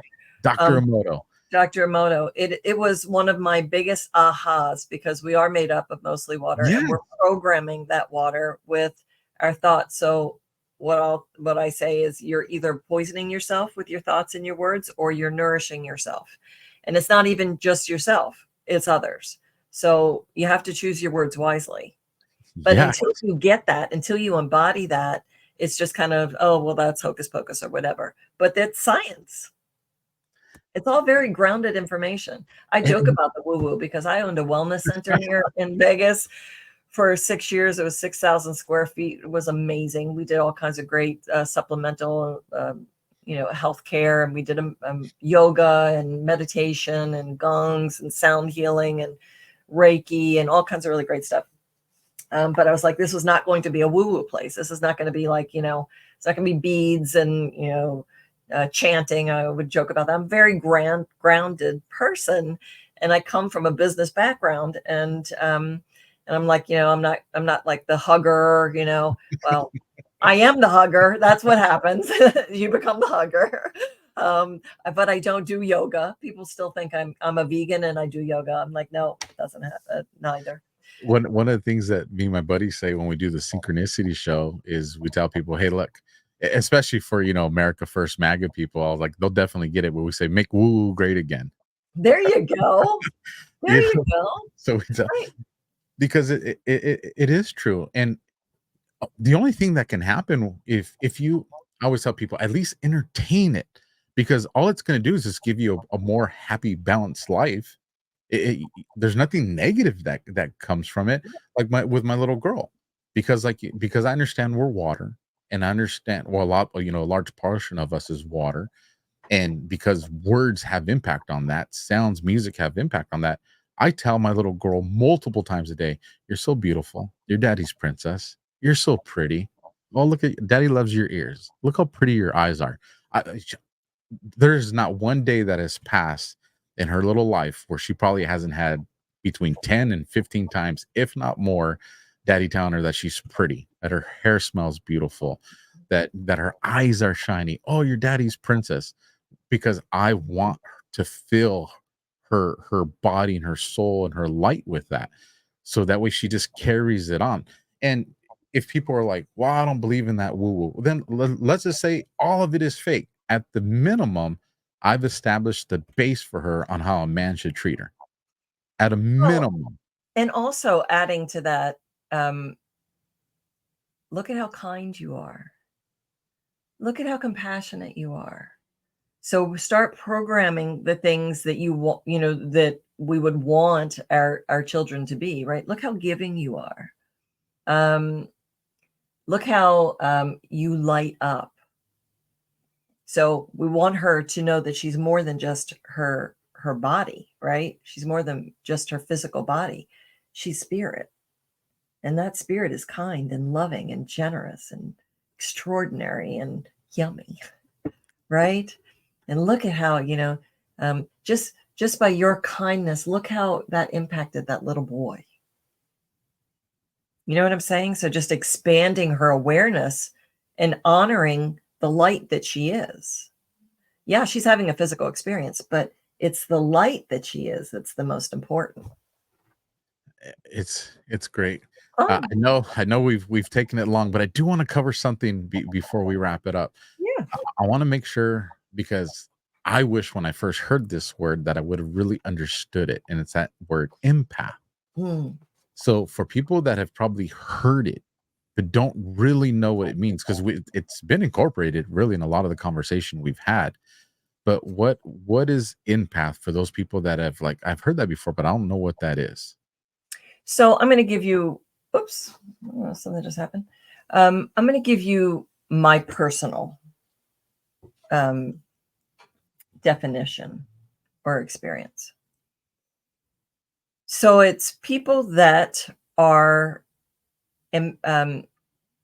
sensitive, and not like, oh, you're too sensitive, but that you feel. And I'm going to give you an example, like someone who meets someone and all of a sudden their emotions are sad.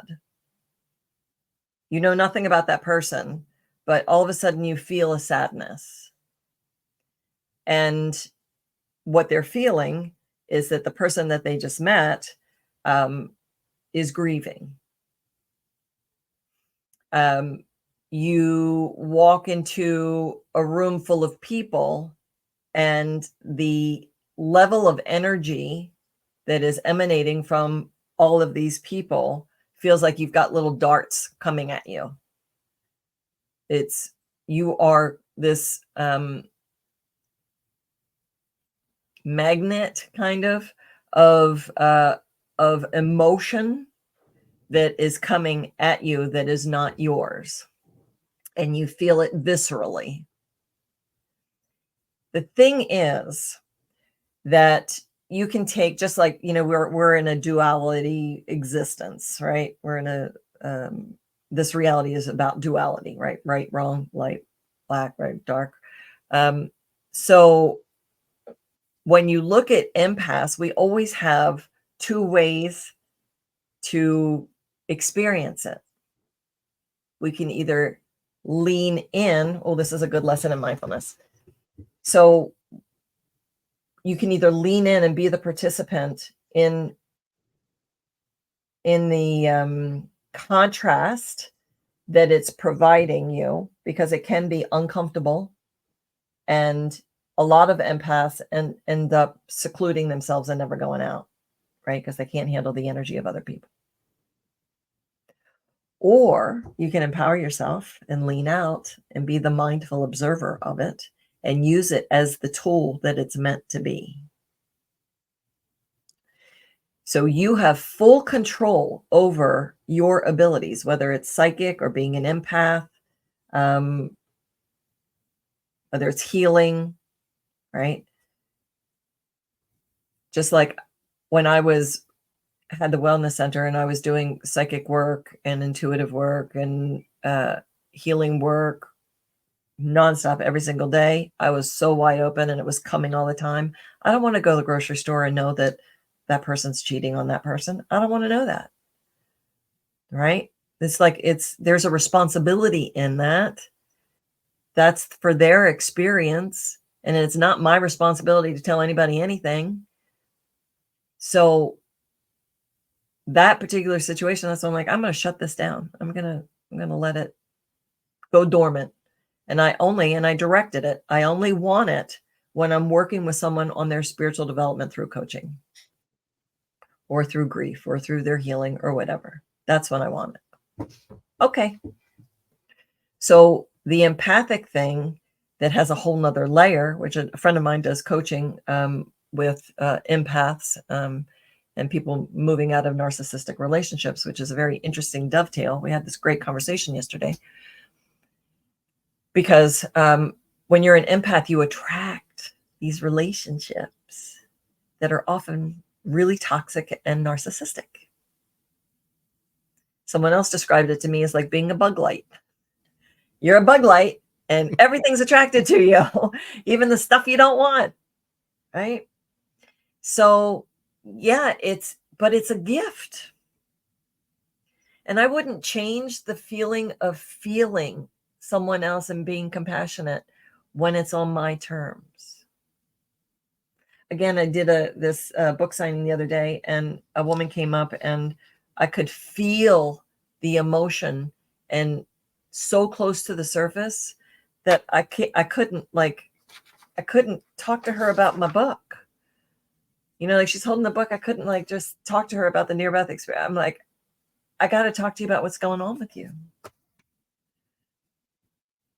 Right. And so we ended up having this amazing, like 15, 20-minute conversation about how she had just gone through this tragic event in her health, and she was hospitalized and almost died.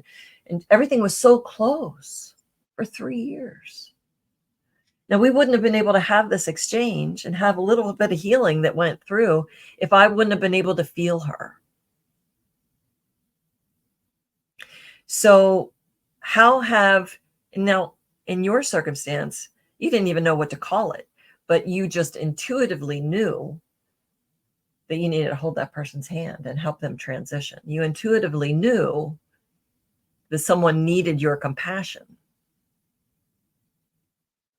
So, and you probably felt just the draw of it. So we can channel it to its positive, or we can let it take hold of us to the less than optimal. It's very interesting that you say that, Lee, because I've talked about that with the people in some spaces that are much more experienced in understanding this than I am.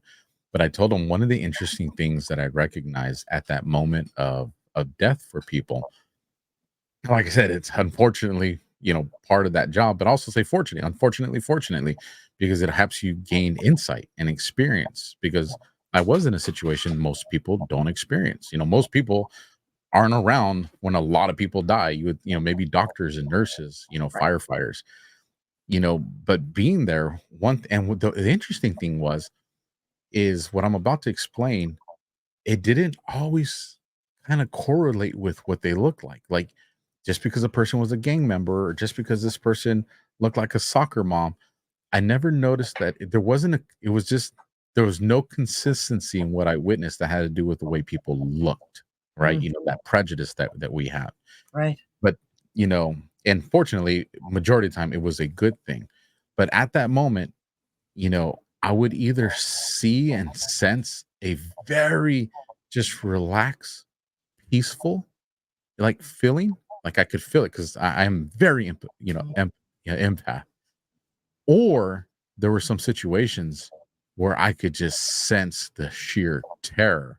And of course, that one leaves you very uncomfortable. Yeah. Because then you start wondering, what the heck did they see or feel that created that? And all I knew coming away from that was, I want to feel that one when my moment Yes, comes. sir. But what I'm trying to say is, sometimes I saw gang members very peaceful, and sometimes I saw the soccer mom that looked very terrified. So it didn't always match what people look like. It was something that you could tell was it just had to do with that specific person, And like I said, sometimes there were some gang members that I saw look very terrified, and sometimes there were some soccer moms that looked very peaceful. Did you ever see the movie What Dreams May Come? Speaking of I movies, have. Well, with Robin Williams. It's been a very long time, man. That's an old movie. an old movie, but it was again one of those aha moments where, and I'm going to loop that back to when I was writing the book. In Three Rivers, I was at the coffee shop, and I had a gal come up to me and kind of was surreal. Are you Lee Papa? I was like, why does anybody know that I'm here or that would care? And she said, I hear you're writing a book about your near-death experience. And I said, yes, I am. And she said, well, my husband had a near-death experience. Can I tell you about it? And I'm like, absolutely. So she told me she's very Christian. He saw Jesus, angels. It was, their belief system. And she said, I'm so glad we were right. And I thought, and I'm like, I'm so happy for you that you had that experience. That was really profound, really great. So she left, but it got me thinking. And I was like, well, when you have a near-death experience, when you are empathic, when you get a psychic or you have a supernatural experience, there's nobody that's going to tell you otherwise that it didn't happen, because it's that profound for you. So I'm like, okay, that's all right. But I was like, well, what if? This is where I like to stretch, right? I don't want to be so locked into my beliefs that I don't do a what if. What if we're all right? What if it's what we believe is what we experience? Now, I didn't believe particularly in light beings, so I'm like, I didn't like have that in my unconscious or a program, because I didn't know what light being was until I saw it. But I was born and raised Catholic, and I believe in Jesus, and he's my bud. I love him. And but Jesus and I didn't talk. But I will tell you, it was the most unbelievable love and yumminess of love and non-judgment that I have ever experienced. So that kind of takes me to that movie, is like, she went to a place that you would consider hell, right? Your person that had that experience when they were passing, you might say they went to hell, but was it their own guilt, their own shame that they could not resolve through God, through Jesus, that brought them to that space of a negative experience? Maybe. And at a minimum, what those experiences that I got to witness firsthand, like I was there, at a minimum, what I knew is that moment when you take your last breath, it is not the end. Right. Like the one takeaway was, it is, and I like what it would, that is a transition. That moment is a transition.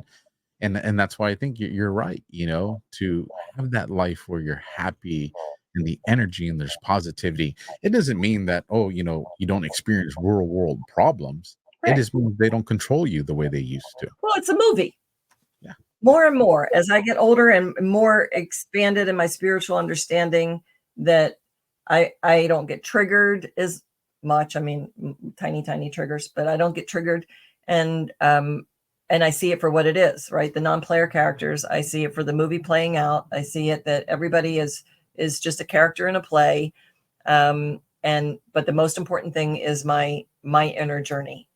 And actually, what I'd love to be able to do is, there's a section in the book that has been what people would call channeled.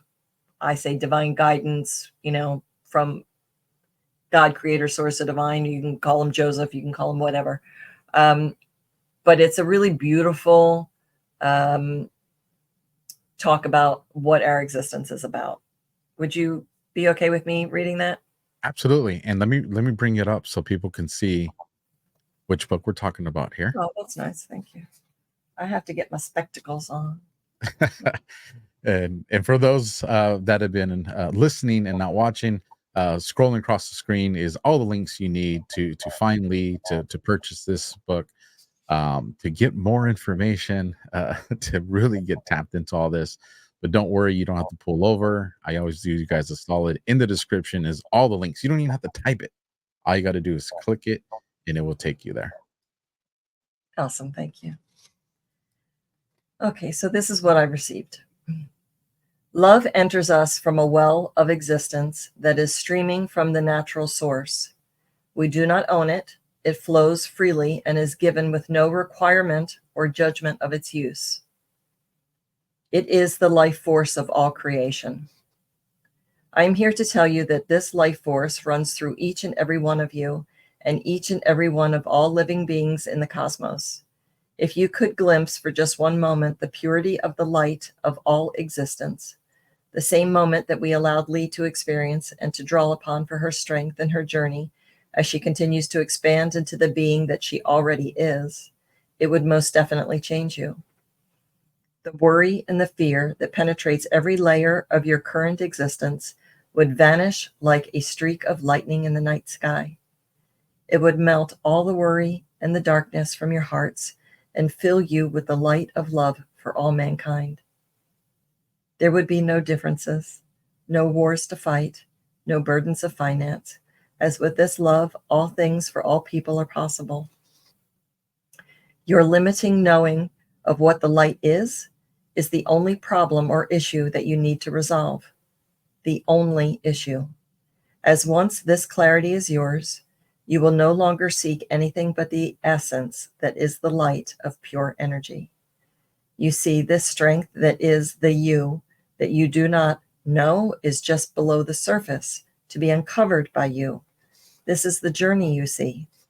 It is the unveiling of the shell that you have encrusted upon yourself in darkness so that you can see again. The world is your playground, your playhouse, and your school. It is that for each and every one of you. Some of you see now, and some of you are beginning to see. It is a joyous occasion for all of those who are able to see this unfold. It is glorious in many ways, as your existence is unfolding in the hands of those who seek.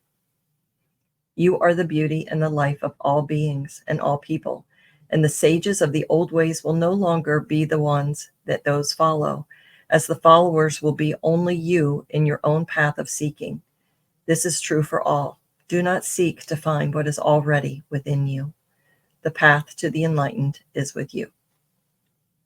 That is so awesome. Overnight that to me, Lee.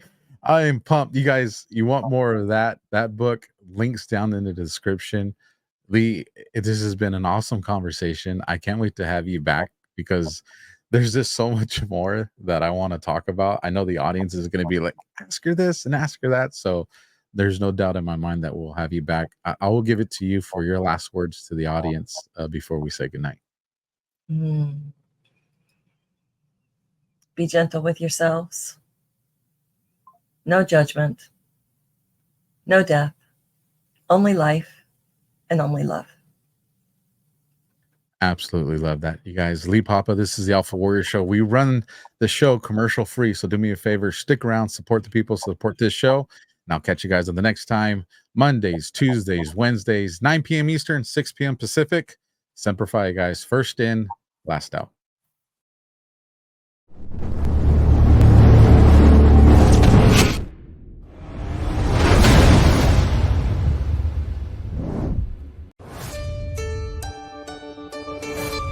Are you worried about the effects that higher inflation rates will have on your investments? Are you trying to secure your retirement savings against losses, but you notice that inflation is a hot topic these days? But how dangerous are low inflation rates on your retirement savings? An inflation rate of 2% may not seem like much, but it means that prices will just about quintuple over the lifetime of the average American. And 4% average inflation rate means that something that costs $1 when they're born will cost $23 when they die.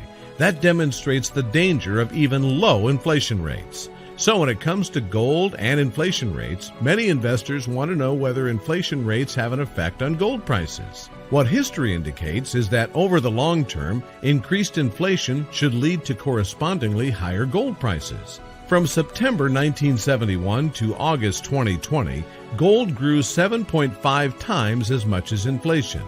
Not only can an investment in physical gold help protect your assets against the damage done by inflation, it can also help grow the value of your retirement portfolio over the long term. If you're looking to protect your retirement assets, why wait until stock markets crash and gold begins to rise in price? Have you ever wondered what it's like to be a January 6th political prisoner rotting away in horrible conditions? January 6th patriots are subject to cruel and unusual punishment every day and kept imprisoned for nearly 3 years without trial. These American heroes have to survive inhumane conditions where they lack basic food nutrients, clothing, and hygiene. Joe Biden's corrupt Department of Justice and FBI Gestapo has been making sure the families of these brave patriots are suffering as well. The breadwinner has been ripped out of the home, and these young families are being extorted thousands of dollars a year to keep up with commissary costs for their J6 prisoner. Many families have been completely devastated, missed mortgage payments, and kicked out of their homes, and even the family car repossessed. The ongoing battle these families face to stay afloat and support their loved ones in prison is in desperate need of our help. You can now sponsor a January 6th family to help support them in their greatest time of need. SponsorJ6.com is a new organization started by January 6th political prisoner for 965 days, Jake Lang, ensuring 100% of funds made go to Patriots commissary accounts. By becoming a sponsor of a J6 family, you can ensure one of the nearly 200 currently incarcerated J6 prisoners is properly clothed and fed. Sign up today to give the vital help these families need and make a real impact in the lives of our POWs. Head to SponsorJ6.com and support our Patriots.